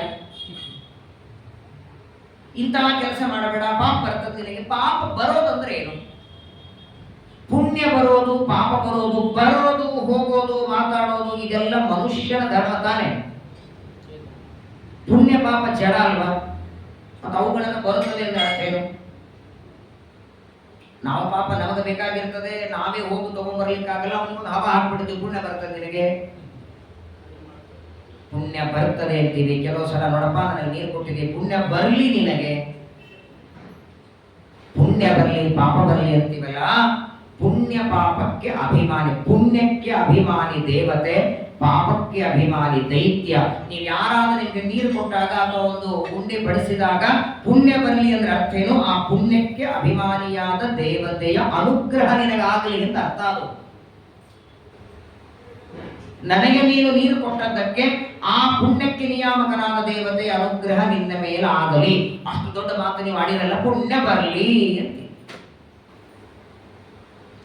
ನಮ್ಮ ಜೀವನದಲ್ಲಿ ಮಾಡುವ ಈ ಪುಣ್ಯ ಪಾಪಗಳು ನೋಡಿ, ದೊಡ್ಡವರಾದ ಮೇಲೆ 18-20 ವರ್ಷ ಆದ ಮೇಲೆ ತಾನೇ ಅಕೌಂಟ್ ತೆಗೆಯೋದು ಬ್ಯಾಂಕಲ್ಲಿ. ಅದರ ಒಂದು ಅಕೌಂಟು ತಾಯಿಯ ಗರ್ಭದಿಂದ ಬರುವ ದಿನವೇ ಓಪನ್ ಆಗಿದೆ. ಆ ಅಕೌಂಟ್ ಪುಣ್ಯ ಅಕೌಂಟ್ ಹಾಕ್ತಾ ಇರ್ಬೇಕಷ್ಟೇ. ಅದಕ್ಕೆ ಪಾಪ ಮತ್ತು ಪುಣ್ಯಗಳೆಂಬ ಅಕೌಂಟ್ ಓಪನ್ ಮಾಡಿ ದೇವರು ಭೂಮಿ ಕಳಿಸ್ತಾನೆ. ಇಲ್ಲಿರೋವರೆಗೂ ಸಂಪಾದನೆ ಮಾಡಿ ಅದರಲ್ಲಿ ಡಿಪಾಸಿಟ್ ಮಾಡು ಅಂತಾನೆ. ಪಾಪ ಕರ್ಮಗಳ ಬಗ್ಗೆ ಒಂದೆರಡು ಮಾತು ಹೇಳ್ತೇನೆ ನೋಡಿ. ಯಾವಾಗಲೂ ನಾವು ಮಾಡಬೇಕಾದದ್ರ ಬಗ್ಗೆ ಒಂದೆರಡು ತಪ್ಪು ಕಡಿಮೆ ತಿಳಿದ್ರು ಪರವಾಗಿಲ್ಲ, ಮಾಡಬಾರದ್ರ ಬಗ್ಗೆ ಮೊದಲು ತಿಳ್ಕೋಬೇಕು. ಪುಣ್ಯ ಕರ್ಮ ಯಾವಾಗಲೂ ಮಾಡಬೇಕು. ಅದನ್ನು ಒಪ್ಪತ್ತಿಗೆ ನಾವು ಮಾಡದೇ ಚಿಂತೆ ಇಲ್ಲ. ಮಾಡಬಾರದ ಪಾಪ ನಡೆದರೆ ಬಹಳ ದೊಡ್ಡದು. ಒಟ್ಟಾರೆ ನೋಡಿ, ಪಾಪ ಕರ್ಮಗಳಲ್ಲಿ 8 ತರಹದ ಪಾಪ ಇವೆ. ಪಾಪಕರ್ಮಗಳು ನಾವೇನು ಮಾಡ್ತೀವಲ್ಲ, ಪ್ರತಿನಿತ್ಯದಲ್ಲಿ ಮಾಡಲಿ, ವರ್ಷಕ್ಕೂ ಮಾಡಲಿ, ತಿಂಗಳಿಗೂ ಮಾಡಲಿ, ಎಲ್ಲವೂ ಪಾಪನೇ. ಆದರೆ ಹೆಸರುಗಳು ಬೇರೆ. ಈಗ ಸಂಘಕ್ಕೆ ಬರಬೇಕು, ಕಾಲು ತೊಳ್ಕೊಂಡು ಒಳಗೆ ಬರ್ತೀರಿ. ಬರುವಾಗ ಒಂದು ಸಣ್ಣ ಇರುವೆ ಹೋಗ್ತಿತ್ತು, ನೀವು ನೋಡಿರ್ಲಿಲ್ಲ. ಅದರ ಮೇಲೆ ಕಾಲಿಟ್ಟು ಬಂದ್ರೆ ನಿಮ್ಮ ಕಾಲ ಕೆಳಗೆ ಸಿಕ್ಕಿ ಇರುವೆ ಸತ್ತೋಯ್ತು. ಪಾಪನೇ ತಾನೇ ಅದನ್ನು. ಅಯ್ಯೋ, ನಮ್ಗೆ ಕಾಣಿಸ್ಲಿಲ್ಲ, ಅದು ಅಷ್ಟು ಸಣ್ಣ ಇರುವೆ, ಅದು ಬೇಗ ಬಂದು ಕುರ್ಚಿ ಬೇರೆ ಸಿಗತ್ತಿಲ್ಲೋ ಗಡಿಬಿಡಿಯಲ್ಲಿ ಬೇರೆ ಬರ್ತಿದ್ವಿ ಒಳಗೆ. ಇರೋದೇ 4 ಕುರ್ಚಿ ಸಿಗತ್ತೋ ಇಲ್ಲೋ ಗಡಿಬಿಡಿಯೊಳಗೆ ಏನ್ ಕೆಳಗಿದೆ ನೋಡ್ಲಿಲ್ಲ. ಹಾಗಾದ್ರೆ ಇರುವೆಯನ್ನು ಕೊಂದದ್ದು ಪಾಪನೇ, ಏಕಾದಶಿ ಊಟ ಮಾಡಿದ್ದು ಪಾಪನೇ, ನೈವೇದ್ಯ ಮಾಡದೆ ತಿನ್ನದ್ದು ಪಾಪನೇ, ಅಭಕ್ಷ ಭಕ್ಷಣ ಪಾಪನೇ, ಅಯೋಗ್ಯರ ಜೊತೆ ಕೂತ್ಕೊಂಡು ಊಟ ಮಾಡಿದ್ದು ಪಾಪನೇ. ಆದ್ರೆ ಎಲ್ಲದಕ್ಕೆ ಹೆಸರು ಬೇರೆ ಇದೆ. ಅದನ್ನ ಪರಮಾತ್ಮ ಉದ್ಧವನಿಗೆ ತಿಳಿಸ್ತಾರೆ, ಶ್ರೀಮದಾಚಾರ್ಯರು ಭಾಗವತ ತಾತ್ಪರ್ಯದಲ್ಲಿ ತಿಳಿಸ್ತಾರೆ. ಒಟ್ಟಾರೆ ನೋಡಿ, ನಾವು ಮಾಡುವ ಪಾಪಗಳನ್ನ 8 ಅಂತ ವಿಭಾಗ ಮಾಡ್ತಾರೆ.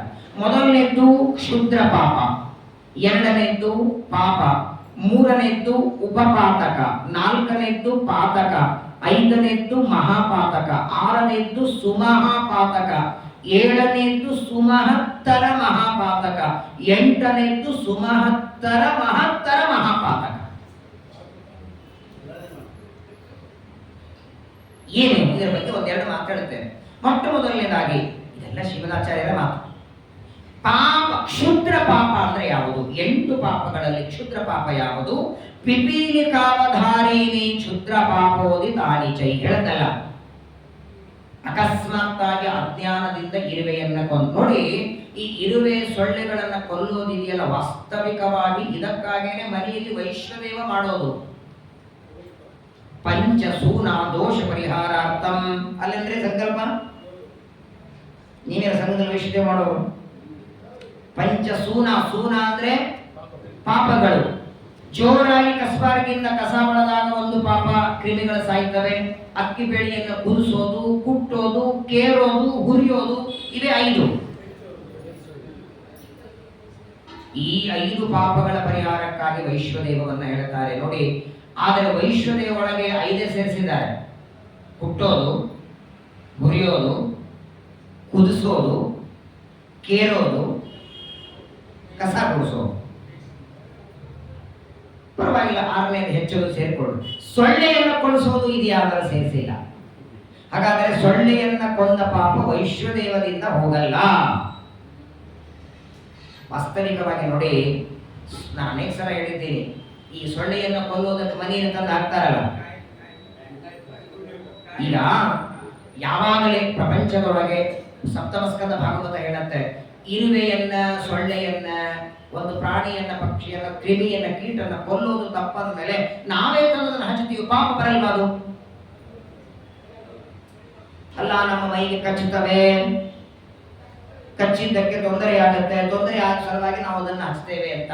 ಅದಕ್ಕಾಗಿ ಮೋದೇತ ಸಾಧುರಪಿ ವೃಶ್ಚಿಕ ಸರ್ಪ ಹತ್ಯ ಸಪ್ತಮ ಸ್ಕಂದದಲ್ಲಿ ಪ್ರಹ್ಲಾದರಾಜ ಸ್ತೋತ್ರ ಮಾಡುವಾಗ ಒಂದು ಮಾತು ಹೇಳ್ತಾರೆ, ಯಾವುದರಿಂದ ನಿನಗೆ ದೇಹಕ್ಕೆ, ನಿನ್ನ ಸಾಧನೆಗೆ ತೊಂದರೆಯಾಗತ್ತೋ ಆ ಹಿಂಸೆ ಮಾಡಿದರೆ ಪಾಪ ಇಲ್ಲ. ಕೆಲವು ಹಿಂಸೆ ಶಾಸ್ತ್ರನೇ ಹೇಳುತ್ತೆ. ಅದನ್ನು ನೋಡಿ, ಶಾಸ್ತ್ರ ದೃಷ್ಟಿಯಿಂದ ಸೊಳ್ಳೆಯನ್ನ ಕೊಲ್ಲೋದು ತಪ್ಪಲ್ಲ, ಆದರೆ ಮನುಷ್ಯ ದೃಷ್ಟಿಯಿಂದ ಕೊಲ್ಲೋದು ದೊಡ್ಡ ತಪ್ಪು. ಯಾಕೆ ತಪ್ಪು ಅಂದ್ರೆ, ಸೊಳ್ಳೆಯ ಶರೀರದಲ್ಲಿ ಇರೋದೇನು? ಅದರ ಆಹಾರ ಏನು?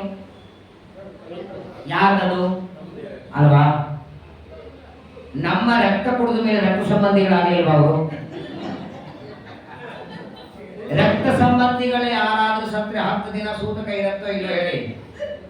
ಅಂದ್ರೆ ಇಷ್ಟೆಲ್ಲ ಕಾಯಿ ಪಲ್ಯ ಹಾಕಿ ನೀವು ಊಟ ಮಾಡ್ತೀರಿ, ಅದು ರಕ್ತ ಆಗತ್ತೆ. ಆ ರಕ್ತವನ್ನ ನೀವೇ ಅವುಗಳಿಗೆ ಕುಡಿಸಿದೀರಿ, ಅವರನ್ನ ಕೊಲ್ಲೋ.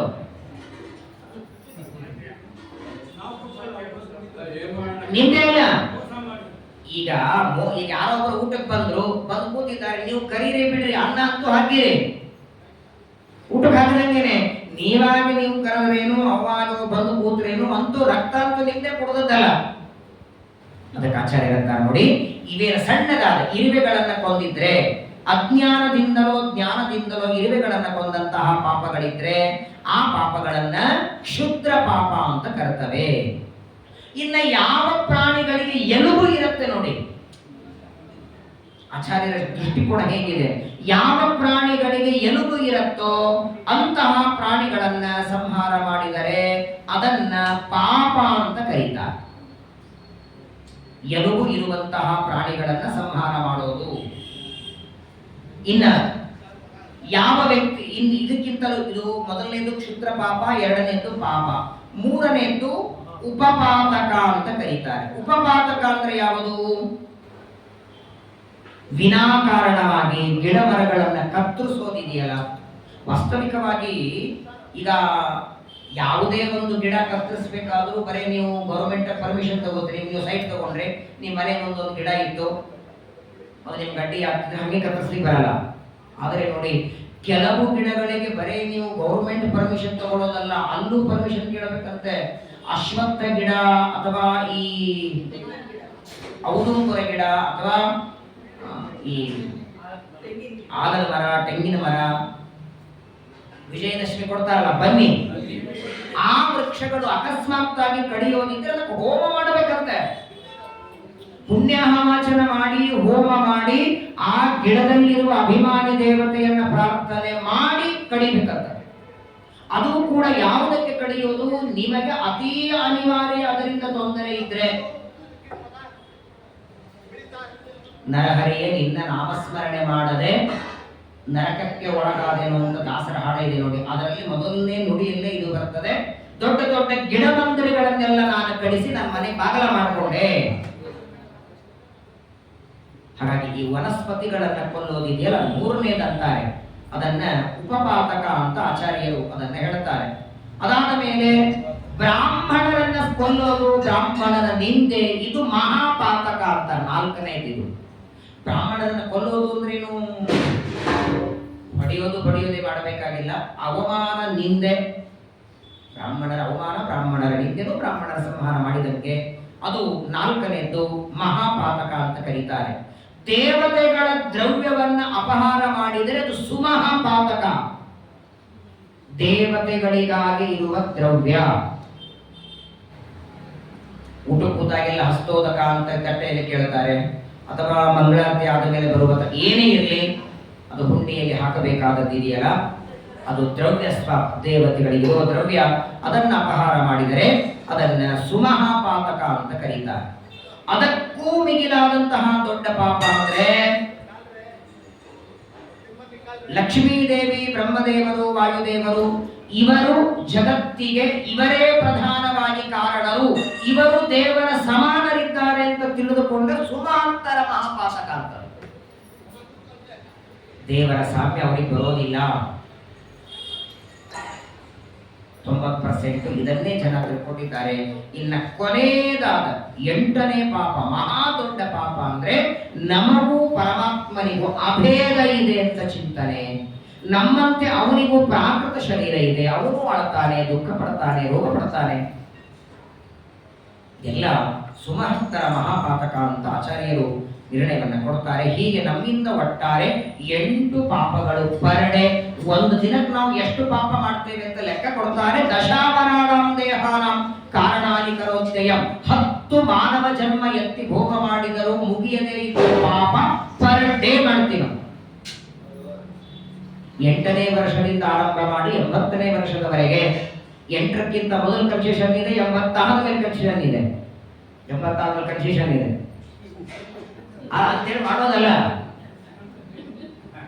ಕನ್ಸೆಷನ್ ಕೊಟ್ಟಿದ್ದಾರೆ ಪಾಪ ಮಾಡೋದಲ್ಲ. ಅಕಸ್ಮಾತ್ ಆಗಿ ಪಾಪ ನಡೆದರೂ ಅದನ್ನ ಪರಮಾತ್ಮ ಕ್ಷಮ ಮಾಡ್ತಾನೆ. ಹೀಗೆ ಪಾಪಗಳ ಬಗ್ಗೆ ತಿಳಿಸಿ, ಇದಾದ ಮೇಲೆ ಉದ್ಧವ ಮತ್ತೊಂದು ಪ್ರಶ್ನೆ ಕೇಳ್ತಾನೆ ದೇವರಿಗೆ. ಸಿದ್ಧಿಗಳು ಅಂದ್ರೆ ಏನು ಅಂತ ಕೇಳ್ತಾನೆ. ಇವರನ್ನೆಲ್ಲ ಸಿದ್ಧಿ ಪುರುಷರು ಅಂತೀವಲ್ಲ, ವಾದಿರಾಜರನ್ನ ಸಿದ್ಧಿ ಪುರುಷರು, ವ್ಯಾಸರಾಜರನ್ನ ಸಿದ್ಧಿ ಪುರುಷರು, ರಾಯರನ್ನ.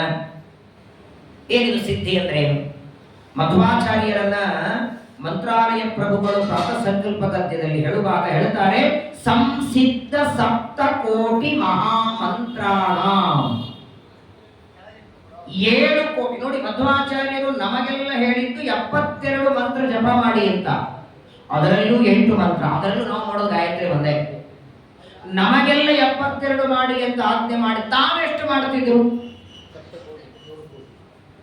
7 ಕೋಟಿ ಮಹಾಮಂತ್ರಗಳ ಸಿದ್ಧಿ ಅಂತ ಮಧ್ವಾಚಾರ್ಯರಿಗೆ. ಸಿದ್ಧಿ ಅಂದ್ರೆ ಏನು ಅಂತ ಉದ್ಧವ ಕೇಳ್ತಾನೆ. ಒಟ್ಟಾರೆ ಸಿದ್ಧಿಗಳು ಎಷ್ಟಿವೆ? ಕಂಡವರನ್ನೆಲ್ಲ ಸಿದ್ಧಿ ಪುರುಷರು ಅಂತೀವಲ್ಲ ನಾವು. ಕೃಷ್ಣ ಹೇಳ್ತಾನೆ ಉದ್ಧವನಿಗೆ, ಸಿದ್ಧಿಗಳು 18 ಇವೆ ಅಂತ. 18 ಸಿದ್ಧಿಗಳು ಅಂದಾಗ ಉದ್ಧವ ಅಂತಾನೆ 8 ಅಂತ ನಾನು ಕೇಳಿದ್ದಲ್ಲ. ಉದ್ಧವ, ಪ್ರಧಾನವಾದ ಸಿದ್ಧಿಗಳು 8. ಈ ಉಳಿದ 10 8ರಲ್ಲಿ ಅಂತರ್ಭಾವ ಆಗಿ ಒಟ್ಟಾರೆ 18 ಸಿದ್ಧಿಗಳು. ಅದರ ಬಗ್ಗೆ ಪರಮಾತ್ಮ ಉದ್ಧವನಿಗೆ ತಿಳಿಸಿಕೊಡ್ತಾನೆ. 8 ಸಿದ್ಧಿಗಳು ನಿಮಗೆಲ್ಲ ಗೊತ್ತಿದೆ. ಅಣಿಮ, ಮಹಿಮ, ಗರಿಮ, ಲಘಿಮ, ಪ್ರಾಪ್ತಿ, ಪ್ರಾಕಾಮ್ಯ, ಈಶಿತ್ವ, ವಶಿತ್ವ.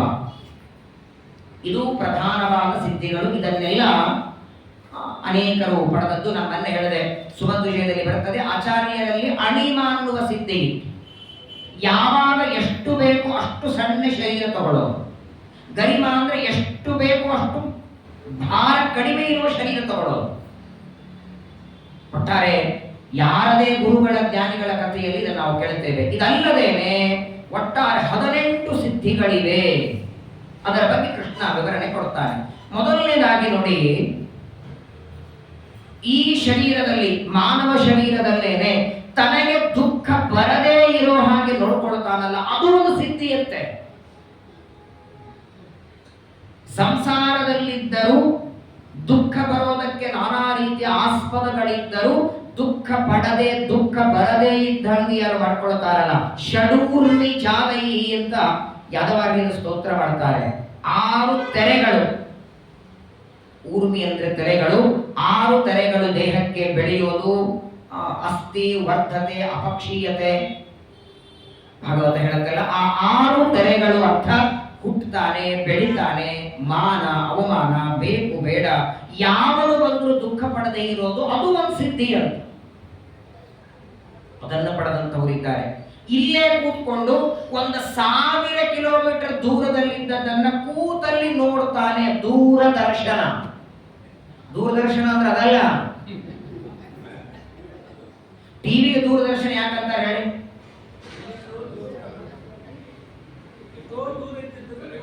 ಅಲ್ಲ, ದೂರ ಇದ್ದದ್ದು ತೋರಿಸೋದಕ್ಕೆ ದೂರದರ್ಶನ ಅಲ್ಲ. ಇದರ ದರ್ಶನ ಮಾಡಿಕೊಂಡ್ರೆ ದೇವರ ದೂರ ಆಗ್ತಾನೆ, ಆದ್ದರಿಂದ ಅದು ದೂರದರ್ಶನ. ದೇವರನ್ನ ನಮ್ಮಿಂದ ದೂರ ಮಾಡ್ತದದು. ಅದರ ದರ್ಶನದಿಂದ ದೇವರು ದೂರ ಆಗ್ತಾನೆ. ದೇವರದ್ದು ತೋರಿಸ್ತಾರೆ ಆಗಾಗ. ಅದು ಕೂಡ ನೋಡ್ಲಿಕ್ಕೆ ಇಂಟ್ರೆಸ್ಟ್ ಇದ್ದವರು. ಎಷ್ಟು ಜನ ದೇವರು ನೋಡ್ತಾರೆ ಟಿವಿ ಒಳಗೆ ಹೇಳ್ರಿ? ಟಿವಿ ಒಳಗೆ, ಮೊಬೈಲ್ ಒಳಗೆ ದೇವರನ್ನು ನೋಡೋರು ಯಾರಿದ್ದಾರೆ? ವಾಸ್ತವಿಕವಾಗಿ ಇದೆಲ್ಲ ಯಂತ್ರಗಳು. ಈಗ ನೋಡಿ, ನಾನು ನಿನ್ನೆ ಹೇಳದಲ್ಲ, ದೇವರಿಗಾಗಿ ಆರಾಧನೆಗಾಗಿ ಅವಶ್ಯ ಬಳಸಿ, ತಪ್ಪಲ್ಲ. ಆದರೆ ಅದರ ದುರುಪಯೋಗ ಇವತ್ತು ಎಷ್ಟಾಗಿದೆ ನೋಡಿ. ಹಿಂದೆಲ್ಲ ಯಾರಾದರೂ ದೇಹ ಬಿಟ್ರೆ ಆ ಸತ್ತೋದ ವಾರ್ತೆ ಇನ್ನೊಂದು ಊರಿಗೆ ತಿಳಿಸೋದಕ್ಕೆ ವಾರಗಟ್ಟಲೆ ಬೇಕು. ಯಾಕಂದ್ರೆ ಇವ್ರು ಪತ್ರ ಬರೆದು ತಿಳಿಸ್ಬೇಕು, ಅದು ಪೋಸ್ಟ್ ಮ್ಯಾನ್ ತಂದು ಕೊಡ್ಬೇಕು. ಇನ್ನು ಇಲ್ಲಿ ಪ್ರಾಣ ಹೋಗಿರಲ್ಲ, ಆಲ್ರೆಡಿ ಎಲ್ಲ ಕಡೆಗೆ ಸ್ಪ್ರೆಡ್ ಆಗಿರ್ತದೆ. ಕಟ್ಟಿಗೆ ತರೋದ್ರೆ ಎಲ್ಲಾ ಕಡೆ ಗೊತ್ತಾಗ್ಬಿಟ್ಟಿರ್ತದೆ. ಇದು ಪ್ರತಿಬಂಧಕರು ಇದೆ. ಯಾಕಂತ ಕೇಳಿ, ಒಬ್ಬ ವ್ಯಕ್ತಿ ಹೋಗ್ತಾರೆ, ಅವ್ರು ಯಾರೋ ಒಬ್ಬ ರಿಲೇಟೇಷನ್ ಯಾವುದೋ ದೊಡ್ಡ ಕಾರ್ಯಕ್ರಮದಲ್ಲಿ ಇದ್ದಾರೆ, ಅವ್ರಿಗೆ ವಾರ್ತೆ ಗೊತ್ತು, ಏನ್ ಮಾಡ್ಬೇಕಾಗ? ಪ್ರತಿಬಂಧಕ. ಕೆಲವರಿಗೆ ಕಣ್ಣೆದುರಿಗಿದ್ದದೇ ಚೆನ್ನಾಗಿ ಕಾಣಿಸಲ್ಲ. ದೂರದರ್ಶನ. 1000 ಯೋಜನ ದೂರದಲ್ಲಿ ಇದ್ದದ್ದನ್ನೇ ಕೂತಲ್ಲಿ ಹೇಳಬಹುದು. ಇದು ದೂರದರ್ಶನ. ಇನ್ನೊಂದು ದೂರಶ್ರವಣ. ದೂರಶ್ರವಣ ಅಂದ್ರೆ ಎಲ್ಲೋ ಮಾತಾಡಿದ್ದು. ರಾಯರ ಕಥೆಯಲ್ಲಿ ಬರ್ತದೆ, 3 ಜನ ಮಂತ್ರಾಲಯಕ್ಕೆ ಬಂದಿದ್ರಂತೆ. ಮಂತ್ರಾಲಯಕ್ಕೆ ಬಂದು ತುಂಗಭದ್ರೆಯಲ್ಲಿ ಸ್ನಾನ ಮಾಡ್ತಿದ್ರು. ಆ 3 ತಮ್ಮಲ್ಲಿ ಮಾತಾಡ್ತಿದ್ರು. ಏನಪ್ಪಾ ಇವತ್ತು ಮಠದಲ್ಲಿ ಹೋಗೋಣ, ಏನಿದೆ ಊಟಕ್ಕೆ? ಪಾಪ ಅವ್ರು ಬಂದು ಸೇವೆಗೆ ಬಂದಿದ್ರು. ಸೇವೆ ಮಾತೇ ಇಲ್ಲ.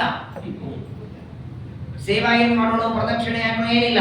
ಊಟಕ್ಕೆ ಏನಂತ ಒಬ್ಬನು ಇನ್ನೊಬ್ಬರು ಕೇಳ್ತಾರೆ. ಇನ್ನೇನು ಮಠ ಅಂದ್ಮೇಲೆ ಕುಂಬಳಕಾಯಿ ಹುಳಿ ಇರ್ತದೆ, ಬೀನ್ಸು ಕುಂಬಳಕಾಯಿ ಹಾಕಿದ ಹುಳಿ ಇರ್ತದೆ ಅಂತ ಒಬ್ಬ, ಇಲ್ಲಪ್ಪ ನನಗೆ ಹುಳಿ ಬೇಡ, ಇವತ್ತೇನಾದ್ರೂ ಜಿಲೇಬಿ ಮಾಡಿದ್ರೆ ನಾನು 4 ತಿಂತೀನಿ ಅಂತವ ಅಂತ. ಬಾದುಷೆ ಮಾಡಿದ್ರೆ ನಾನು 2 ತಿಂತೀನಿ ಅಂತಿವ ಅಂತಾರೆ.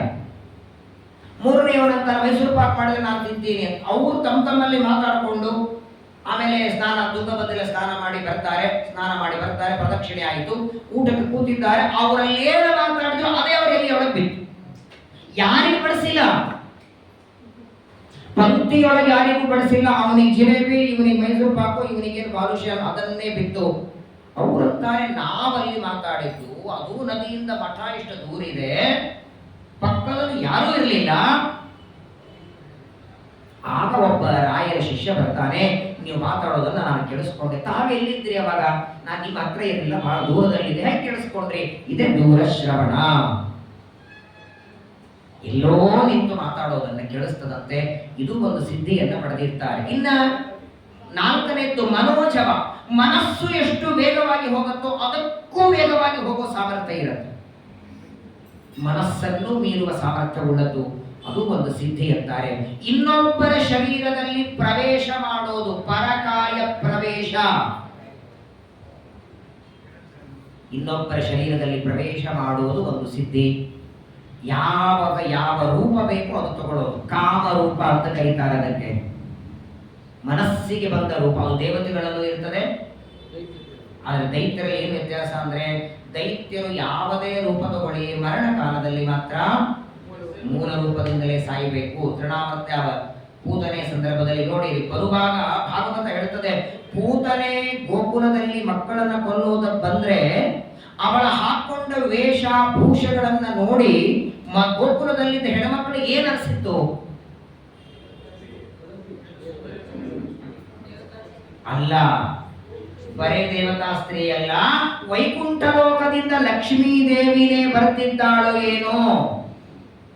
ಲಕ್ಷ್ಮಿ ಇಲ್ಲೇ ಯಾಕೆ ಬರ್ತಾಳಂದ್ರೆ ಗಂಡ ಇಲ್ಲೇ ಇದ್ದಾನಲ್ಲ, ಕೃಷ್ಣ ರೂಪದಲ್ಲಿ ಗಂಡಿದ್ದಾನೆ. ಗಂಡನನ್ನು ಬಿಟ್ಟಿರ್ಲಿಕ್ಕಾಗಲ್ಲ ಅವಳಿಗೆ, ಅನಾದಿ ಕಾಲದಿಂದ ಜೊತೆಗಿದ್ದಾನೆ. ಆದರೂ ಅವತಾರ ಮಾಡಿ ಬಂದ ಗಂಡನನ್ನ ನೋಡುವ ಅಪೇಕ್ಷೆಯಿಂದ ಲಕ್ಷ್ಮಿನೇ ಬರ್ತಿದ್ದಾಳೋ ಏನೋ ಅನ್ನುವಷ್ಟು ಸುಂದರ ಇದ್ಲು ಅಂತ ಗೋಪಿಕಾಸ್ತ್ರೀಯ ವರ್ಣನೆ ಮಾಡ್ತಾರೆ. ಅಂದ್ರೆ ಎಳ್ಳಷ್ಟು ಅವಳ ಮುಖದಲ್ಲಿ ಇವಳ ದೈತ್ಯರು ಅಂತ ಕುರುಹುನೇ ಇರಲಿಲ್ಲ. ಅದೇ ಸಾಯುವಾಗ ಅದೇ ಭಾಗವತ ಹೇಳ್ತದೆ, ಪೂತನೆಯ ದೇಹ ಬಿದ್ರೆ ಗೋಕುಲದಲ್ಲಿ 400 ತೆಂಗಿನ ಗಿಡಗಳು ಕೆಳಗೆ ಬಿದ್ದಿದ್ದು ಅವಳ ಶರೀರದ ಭಾರಕ್ಕೆ. ಸುಮಾರು 150 ಎತ್ತಿನ ಬಂಡಿಯೊಳಗಿನ ದೇಹ ಒಯ್ದರು. ಕಾಮರೂಪ ಅಂದ್ರೆ ಮನಸ್ಸಿಗೆ ಬಂದ ರೂಪ ತಗೊಳ್ಳೋದು, ಅದು ದೇವತೆಗಳಿಗೆ ಇರ್ತದೆ. ಆದರೆ ದೇವತೆಗಳಿಗೆ ಸಿದ್ಧಿಯಿಂದ ಬಂದಿರೋದು. ಆಮೇಲೆ ಸ್ವಚ್ಛಂದ ಮರಣ. ಸ್ವಚ್ಛಂದ ಮರಣ ಅಂದ್ರೆ ಯಾರಿಗಿದೆ? ಅದು ವರದಿದ್ರೆ ಸಿದ್ಧಿಯಿಂದಲೇ. ಅದು ವರ, ಅದು ತಂದೆ ಕೊಟ್ಟ ವರ. ಅದು ಸ್ವಚ್ಛಂದ ಮರಣ, ತಮ್ಮ ಇಚ್ಛೆಯಿಂದಲೇ ಸಾಯುವಂತಹ ಒಂದು ಸಿದ್ಧಿ. ಆಚಾರ್ಯರಿಗಾಯ್ತು, ಅಶ್ವತ್ಥಾಮ, ಬಲಿಚಕ್ರವರ್ತಿ, ವಿಭೀಷಣ, ಇವರಿಗೆಲ್ಲ ಸ್ವಚ್ಛಂದ ಮರಣದ ಸಿದ್ಧಿ ಇದ್ದದ್ದು. ಅದಕ್ಕೆ ಮತ್ತೆ ಚಿರಂಜೀವಿ ಶಬ್ದಕ್ಕೆ ಅರ್ಥ ತಿಳ್ಕೊಂಡಿರಿ ನೀವು. ಒಂದು ಕಲ್ಪ ಅಷ್ಟೇ, ಕೊನೆಯವರೆಗಿಲ್ಲ. ಈಗ 18 ದಿವಸದ ಯುದ್ಧದೊಳಗೆ ಮರಣ ಇಲ್ಲ ಅಷ್ಟೇ. ಚಿರಂಜೀವಿ ಅನ್ನೋದಕ್ಕೆ ಬ್ರಹ್ಮದೇವರ 100 ವರ್ಷ ಪರ್ಯಂತರವಾಗಿ ಎಲ್ಲರಿಗೂ ಒಂದು ಅರ್ಥದಲ್ಲಿ ಉಂಟೆ ಉಂಟು. ಯಾವ ಯುಗದಲ್ಲಿ ಯಾಕಂದ್ರೆ ಮುಂದೆ ಅವರೇ ಮತ್ತೆ ವೇದ ಉದ್ಧಾರಕ್ಕಾಗಿ ಬರಬೇಕಲ್ಲ. ಅಶ್ವತ್ಥಾಮಾಚಾರ್ಯರೇ ವೇದವ್ಯಾಸ ರೂಪದಿಂದ ಬಂದು ವೇದಗಳ ಉದ್ಧಾರ ಮಾಡಬೇಕಾಗಿದೆ. ಸ್ವಚ್ಛಂದ ಮರಣ, ತಮ್ಮ ಇಚ್ಛೆಗೆ ಬಂದಂತೆ ಮರಣ ಹೊಂದೋದು, ಅದು ಒಂದು ಕಾರಣ. ಅದನ್ನು ಹೇಳ್ತಾರೆ ಸ್ವಚ್ಛಂದ ಮರಣದ ಸಿದ್ಧಿ. ಹಾಗಾದ್ರೆ ಕೃತಯುಗದಲ್ಲಿ ಯಾರು ಸಿದ್ಧಿ ಪಡೆದಿದ್ದಾರೆ, ಆ ಸಿದ್ಧಿ 4 ಯುಗ ಇರುತ್ತಾ? ಇಲ್ಲ. ಕೃತಯುಗದಲ್ಲಿ ಸಿದ್ಧಿ ಪಡೆದ್ರೆ ಒಂದೇ ಯುಗ ಅದು. ಕಲಿಯುಗದಲ್ಲಿ ಸಿದ್ಧಿ ಪಡೆದರೆ ಒಟ್ಟು ತ್ರೇತಾಯುಗ, ದ್ವಾಪರ ಯುಗ, 4 ಯುಗ ಸೇರಿ ಅಲ್ಲ, ಯುಗದಲ್ಲಿ ಮಾತ್ರ 1 ಯುಗದವರೆಗೆ ಅವರು ಬದುಕಬಹುದು. ಅದು ಕೂಡ ಸಾಮಾನ್ಯರಿಗೆ ಸಾಧ್ಯವಾಗಲ್ಲ. ಇನ್ನ ಯಥಾ ಸಂಕಲ್ಪ ಸಿದ್ಧಿ ಅಂತ ಒಂದು ಸಿದ್ಧಿ ಅಂತ. ಸಂಕಲ್ಪ ಅಂದ್ರೆ ತಾವೇನು ಅನ್ಕೊಳ್ತಾರೆ ಅದೇ ಆಗೋ. 7:30 ಕರೆಕ್ಟ್ ಪ್ರವಚನ ಮುಗಿಬೇಕು ಅಂತ ಸಂಕಲ್ಪ. ಆ ಸಿದ್ಧಿ ನಿಮ್ಮಲ್ಲೂ ಇಲ್ಲ, ನಮ್ಮಲ್ಲೂ ಇಲ್ಲ. ಅದಕ್ಕಾಗಿ ನಾವು 7:30 ಮುಗಿಸಲ್ಲ. ಅಕಸ್ಮಾತ್ ಆಗಿ ನಾವು 7:30 ಮುಗಿಸ್ಬಿಟ್ರೆ ಯಥಾ ಸಂಕಲ್ಪ ಸಿದ್ಧಿ ಆಗತ್ತಲ್ಲ. ಮೊದಲೇ ನಾವು ಸಂಕಲ್ಪ ಮಾಡೇ ಇಲ್ಲ ಅಲ್ಲೇನ್ರಿ?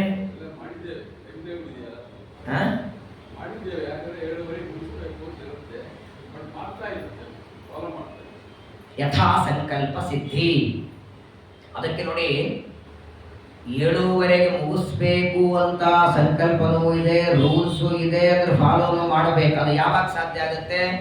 ಎಲ್ಲಾ ಕಾರ್ಯಗಳು ಸರಿಯಾದ ಟೈಮಿಗೆ ಶುರುವಾಗಿ ಸರಿಯಾದ ಟೈಮಿಗೆ ಮುಗಿದಿದ್ರೆ ಇದನ್ನು ಅದರಲ್ಲಿ ಸೇರ್ಕೊಳ್ತದೆ. ಒಂದು ಕಾರ್ಯಕ್ಕೆ ವ್ಯತ್ಯಾಸ ಆಯಿತು ಅಂದ್ರೆ ಎಲ್ಲಾ ಕಾರ್ಯಕ್ಕೂ ಮುಂದೆ ಹೋಗುತ್ತೆ. ಅನಿವಾರ್ಯವಾಗಿ ಕೆಲವು ಸಲ ಆಗತ್ತೆ, ಕೆಲವು ಸಲ ಬೇಗನೂ ಮುಗೀತದೆ. 7:30ಗಿಂತ ಬೇಗನೂ ಕೆಲವು ಸಲ ಮುಗೀತದೆ, ಕೆಲವು ಸಲ 7:30 ಆದ್ಮೇಲೂ ಮುಗೀತದೆ. ಇದು ದೇವರ ಹತ್ರ ಮಾತ್ರ ಚೆನ್ನಾಗಿ ಬರ್ತದೆ. ಈ ಕಲ್ಪದಲ್ಲಿ ನೋಡಿ, ಮಾವಿನ ಹಣ್ಣು ಹಳದಿ ಇರಬೇಕು ಅಂತ ಸಂಕಲ್ಪ, ಹಳದಿನೇ, ಅದು ಎಂದು ಕೆಂಪಾಗಲ್ಲ, ಬೇರೆ ಬಣ್ಣ ಬರಲ್ಲ ಅದಕ್ಕೆ, ಹಸಿರು ಕೆಂಪು ಬಿಟ್ಟು ಹಳದಿ ಬಿಟ್ಟು. ಯಾಕಂದ್ರೆ ಯಾವ ಹಣ್ಣು ಯಾವ ರುಚಿಯಿಂದ ಇರಬೇಕು, ಹೇಗಿರಬೇಕು ಅಂತ ಸಂಕಲ್ಪ ಅದು ಪರಮಾತ್ಮನಲ್ಲಿ ಉಂಟು. ಯಥಾ ಸಂಕಲ್ಪ ಸಿದ್ಧಿ. ಆಮೇಲೆ ಅಪ್ರತಿಹತ ಅನ್ನೋದೊಂದು ಸಿದ್ಧಿ, ಅದ್ವಂದ್ವ ಅನ್ನೋ ಸಿದ್ಧಿ. ಒಂದೊಂದು ವಿವರಣೆ ಮಾಡ್ತಾ ಕೂತ್ರೆ ಟೈಮ್ ಆಗುತ್ತೆ. ತ್ರಿಕಾಲಜ್ಞ, 3 ಕಾಲದಲ್ಲಿ ಧ್ಯಾನ ಇರೋದು. ಹಿಂದೆ ಆದದ್ದು, ಈಗ ನಡೆದದ್ದು, ಮುಂದೆ ನಡೀಬಹುದಾದದ್ದು, 3 ಹೇಳುವಂತಹ ಒಂದು ಸಿದ್ಧಿ. ಜೊತೆಗೆ ಇನ್ನೊಬ್ಬರ ಮನಸ್ಸಲ್ಲಿ ಏನಿದೆ ಅಂತ ಅರ್ಥ ಮಾಡ್ಕೊಳ್ಳೋ ಸಿದ್ಧಿ. ಅವ್ರು ಹೇಳಿದ ಮೇಲೆಲ್ಲ ಅದು ಯಾರಿಗೆ ಅರ್ಥ ಆಗುತ್ತೆ? ಅವ್ರು ಹೇಳಿದ ಮೇಲೆಲ್ಲ ಹೇಳೋದಕ್ಕಿಂತ ಮೊದಲೇ ಸಿದ್ಧಿ. ಆಮೇಲೆ ನೋಡಿ, ಅಗ್ನಿಸ್ತಂಭ, ಇದೊಂದು ಸಿದ್ಧಿ. ಅಗ್ನಿಸ್ತಂಭ ಅಂದ್ರೆ ಏನು? ರಾಘವೇಂದ್ರ ಸ್ವಾಮಿಗಳು ಸಂಚಾರ ಮಾಡ್ತಾ ಊರಿಗೆ ಬಂದಿದ್ದು, ಒಂದು ಊರಿಗೆ ದುರ್ಭಿಕ್ಷ ಬಿದ್ದಿತ್ತು, ಮಳೆ ಆಗಿರಲಿಲ್ಲ. ಆ ದೇಶದ ರಾಜ ಬಂದು ರಾಯರಿಗಂತಾರೆ ಏನಾದ್ರೂ ಮಾಡಿ ವ್ಯವಸ್ಥೆ ಅಂತ. ರಾಘವೇಂದ್ರ ಸ್ವಾಮಿಗಳು ಒಂದು ಯಜ್ಞವನ್ನ ತಮ್ಮ ಶಿಷ್ಯರಿಂದ ಮಾಡಿಸಿದರು. ಪೂರ್ಣಾಹುತಿ ಆಗಬೇಕು, ಜೋರಾಗಿ ಮಳೆ ಬಂತು. ರಾಜ ಸಂತೋಷದಿಂದ ಒಂದು ನವರತ್ನದ ಹಾರ ಕೊಟ್ಟ, ನಮ್ಮ ಊರಿಗೆ ಮಳೆ ತರಿಸಿರಿ ಅಂತ. ಅದನ್ನು ಎತ್ತಿ ಅಗ್ನಿಕುಂಡದಲ್ಲಿ ಹಾಕಿಬಿಟ್ರು ರಾಯರು. ಅಲ್ಲ ಸ್ವಾಮಿಗೆ ಬೆಲೆ ಬಾಳುವ ಹಾರ ದೇವರಿಗೆ ಹಾಕೊಳ್ಳೋದು, ನೀವು ಹಾಕೊಳ್ಳೋದು ಬಿಟ್ಟು ಕುಂಡದಲ್ಲಿ ಹಾಕಿರಿ. ರಾಯರಂದ್ರು, ನೀನು ಹಾರ ಕೊಟ್ಟಂತೆ ಅದಕ್ಕೆ ಮಳೆ ಬಂದಂತೆ. ಮಳೆ ಬಂದ ಸಂತೋಷದ ಕೊಟ್ಟಿಯಲ್ಲ, ಮಳೆ ಬಂದದ್ದು ಅದಕ್ಕೆ ಮತ್ತೆ ನಾನೆಕ್ಕೆ ಹೊಳೆ ಎಂದರು. ಹೋಮ ಮಾಡಿದ್ದಕ್ಕೆ, ಯಜ್ಞ ಮಾಡಿದ್ದಕ್ಕೆ ದೇವತೆಗಳು ಕೊಟ್ಟಿದ್ದಾರೆ, ಆದರೂ ಅಗ್ನಿಕುಂಡದಲ್ಲಿ ಹಾಕಿದ್ರೆ ಅಂತ ಮತ್ತೆ ಕೈ ಹಾಕಿ ತೆಗೆದರ. ಅಗ್ನಿಕುಂಡದಲ್ಲಿ ಕೈ ಹಾಕಿ ಮಾಲೆ ತೆಗಿತಾರೆ. ಆ ಮಾಲೆಗೂ ಏನಾಗಿರಲಿಲ್ಲ, ಅವ್ರ ಕೈಗೂ ಏನಾಗಿಲ್ಲ. ಅದು ಅಗ್ನಿಸ್ತಂಭ ಅಂತ ರಾಯರ ಕಥೆಯಲ್ಲಿ ಕೇಳ್ತೀವಿ. ವೇದವ್ಯಾಸ ತೀರ್ಥರು ಅಂತ ರಘುತ್ತಮರ ಶಿಷ್ಯರಿದ್ದಾರೆ, ಉತ್ತರಾದಿಮಠ ಸ್ವಾಮಿಗಳು. ಆ ಕಾಲದಲ್ಲಿ ಅವರಿಗೆಲ್ಲ ಅಪವಾದ ಹಾಕಿದರು. ಯಾವುದೋ ಒಂದು ಹೆಣ್ಣಿನ ಸಂಘ ಇದೆ ಸ್ವಾಮಿಗಳಿಗೆ. ಆಗ ವೇದವ್ಯಾಸ ತೀರ್ಥರಂತಾರೆ, ನನಗಂತಹ ದೋಷಣ ಇದ್ರೆ ದಗದಗದಗ ಉರಿಯುವ ಅಗ್ನಿಯಲ್ಲಿ ನನ್ನ ಕೌಪೀನ ಹಾಕ್ತೇನೆ, ಅದು ಸುಡ್ಲಿ ಅಂತ. ಪೆನಗೊಂಡ ನದಗ್ಧಂ ಯಸ್ಯ ಕೌಪೀನಂ ಅಗ್ನೌ ದತ್ತಮಪಿ ಸ್ಫುಟಂ ವೇದವ್ಯಾಸ ಗುರುಂ ನೌಮಿ ಶ್ರೀ ವೇದೇಶ ನಮಸ್ಕೃತಂ. ಇದೆಲ್ಲ ಅಗ್ನಿಸ್ತಂಭನ ಅಂತ ಕರೀತಾರೆ. ಇನ್ನ ಅರ್ಕಸ್ತಂಭ, ಒಂದು ಸಣ್ಣ ಇಷ್ಟೇ ನೋಡಿ, ಒಂದು ಹೆಜ್ಜೆ ಇಡುವಷ್ಟು ಜಾಗ ಇರುತ್ತೆ, ಅಷ್ಟು ಎತ್ತರದ ಕಂಬದ ಮೇಲೆ ಕುಣಿಯೋದು. ಮಧ್ವಾಚಾರ್ಯ ಕಥೆಯಲ್ಲಿ ಅದನ್ನು ಕೇಳ್ತೀರಿ, ಅದು ಅರ್ಕಸ್ತಂಭ ಅಂತಾರೆ. ನೀರಿನೊಳಗೆ ಇದ್ದು ತಪಸ್ಸು ಮಾಡೋದು, ದುರ್ಯೋಧನ ಮಾಡಿದ್ದರದು ಆಪಸ್ತಂಭ. ವಿಷಪಾನ ಮಾಡಿದ್ರೆ ಏನಾಗದೆ ಇರೋದು ವಿಷಸ್ತಂಭ. ಹೀಗೆ ಇವುಗಳೆಲ್ಲ. ಆಮೇಲೆ ಅಪರಾಜಯ, ಯಾರಿಂದಲೂ ಸೋಲದೆ ಇರೋದು. ಹೀಗೆ ಒಟ್ಟಾರೆ 18 ಸಿದ್ಧಿಗಳು.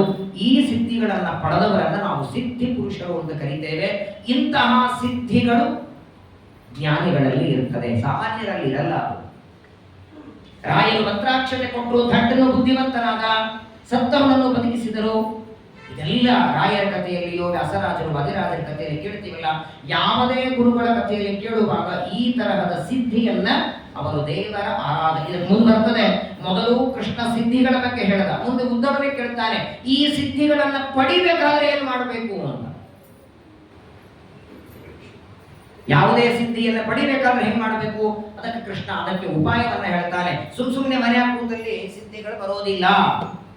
ಹಾಗಾದ್ರೆ ಈ 18 ಸಿದ್ಧಿಗಳು ಪಡೆಯುವುದಕ್ಕೆ ಏನು ತಪಸ್ಸು, ಯಾವ ಜಪ, ಏನು ಮಂತ್ರ, ಯಾವ ಅನುಷ್ಠಾನದಿಂದ ಪಡಿತಾರೆ ಅನ್ನೋ ವಿಚಾರವನ್ನ ಪರಮಾತ್ಮ ತಿಳಿಸ್ತಾನೆ. ನಾಳೆ ದಿನ ಗುರು ಸಾರ್ವಭೌಮರಾದ ಸುಮಾರು 100ಕ್ಕೂ ಹೆಚ್ಚು ಗ್ರಂಥಗಳನ್ನ, ಅದು ಕನ್ನಡ ಮತ್ತು ಸಂಸ್ಕೃತ ಎರಡೂ ಭಾಷೆಗಳಲ್ಲಿ ಗ್ರಂಥವನ್ನ ಜಗತ್ತಿಗೆ ಕೊಟ್ಟಂತಹ ಧೀಮಂತರು ವಾದಿರಾಜ ಗುರು ಸಾರ್ವಭೌಮರು.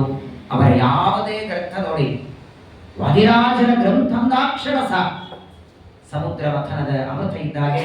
ಅದರಲ್ಲಿಯೂ ಕನ್ನಡ ಭಾಷೆಯೊಳಗೆ 2 ಅಪರೂಪದ ಕೊಡುಗೆಗಳು, ಒಂದು ವೈಕುಂಠ ವರ್ಣನೆ, ಇನ್ನೊಂದು ಲಕ್ಷ್ಮೀ ಶೋಭಾನ ಪದ್ಯ. ಇಡೀ ಶಾಸ್ತ್ರದ ಸಾರ ತಂದು ಇಟ್ಟುಬಿಟ್ಟಿದ್ದಾರೆ. ಇನ್ನು ಸಂಸ್ಕೃತದಲ್ಲಿ ರುಕ್ಮಿಣೀಶ ವಿಜಯ ಇದೆ, ಸರಸ ಭಾರತಿ ವಿಲಾಸ, ಯುಕ್ತಿ ಮಲ್ಲಿಕ, ಮಹಾಭಾರತ ತಾತ್ಪರ್ಯ ನಿರ್ಣಯಕ್ಕೆ ಟೀಕಾ ಬರೆದಿದ್ದಾರೆ. ಮಹಾಭಾರತಕ್ಕೇನೆ ಲಕ್ಷಾಲಂಕಾರ ಅಂತ ಬರೆದಿದ್ದಾರೆ. ಸಾಕ್ಷಾತ್ ಹಯಗ್ರೀವ ದೇವರನ್ನ ಹಾಗೂ ಉಡುಪಿಯ ಕೃಷ್ಣನನ್ನ, ಎರಡು ಭಗವಂತನ ರೂಪವನ್ನ ಉಪಾಸನೆ ಮಾಡಿದಂತಹ ಗುರುಗಳ ಒಂದು ಆರಾಧನೆ ನಾಳೆ ದಿನ ಸಂಘದಲ್ಲಿ ಆಚರಣೆ ನಡೀತಾ ಇದೆ. ಎಲ್ಲರಿಗೂ ವಾದಿರಾಜರ ಹಯಗ್ರೀವ ದೇವರ ಅನುಗ್ರಹ ಆಗಲಿ. ನೋಡಿ, ಜ್ಞಾನ ಅಂದ್ರೇನೆ ಹಯಗ್ರೀವ ದೇವರು. ಜ್ಞಾನಾನಂದಮಯಂ ದೇವಂ ನಿರ್ಮಲಂ ಸ್ಫಟಿಕಾಕೃತಿಂ ಆಧಾರಂ ಸರ್ವ ವಿದ್ಯಾನಾಂ ಹಯಗ್ರೀವ ಉಪಾಸ್ಮನೆ. ಸಕಲ ವಿದ್ಯೆಗಳಿಗೆ ಆಧಾರ, ನಿರಂತರ ತನ್ನ ಮುಖದಿಂದ ವೇದಗಳನ್ನ ಉಪದೇಶ ಮಾಡುವ ಹಯಗ್ರೀವ ದೇವರ ಉಪಾಸಕರಾದ ಯಾದವಾರ್ಯರ ಯಾವ ವಾದಿರಾಜರ ಆರಾಧನೆ ನಾಳೆ ದಿವಸ. ಅವರ ಬಗ್ಗೆ ಎರಡು ಮಾತುಗಳನ್ನ ಪ್ರಾತಃ ಕಾಲ ಕೇಳಿರ್ತೀರಾ, ಸಾಯಂಕಾಲ ಒಂದೆರಡು ಸ್ಮರಣೆಯನ್ನ ಮಾಡಿ ನಂತರ ವ್ಯಾಸರಾಜರ ಆರಾಧನೆ. ನಾಳೆ ನಾಡಿದ್ದು ಇನ್ನು 2 ದಿವಸ ಏಕಾದಶ ಸ್ಕಂದದ ಕೆಲವು ಭಾಗಗಳನ್ನ ಶ್ರವಣ ಮಾಡಿ ಮುಂದಿನ 2 ದಿನಗಳಲ್ಲಿ ದ್ವಾದಶ ಸ್ಕಂದದ ಶ್ರವಣವನ್ನ ಮಾಡಿ 9ನೇ ತಾರೀಕು ಒಟ್ಟಾರೆ 2 ಸ್ಕಂದಗಳನ್ನ ಪ್ರಾಣದೇವರ ಅಂತರ್ಯಾಮಿಯಾದ ದೇವರಿಗೆ ಸಮರ್ಪಣೆಯನ್ನು ಮಾಡೋಣ. ಶ್ರೀಕೃಷ್ಣ ಹರೇ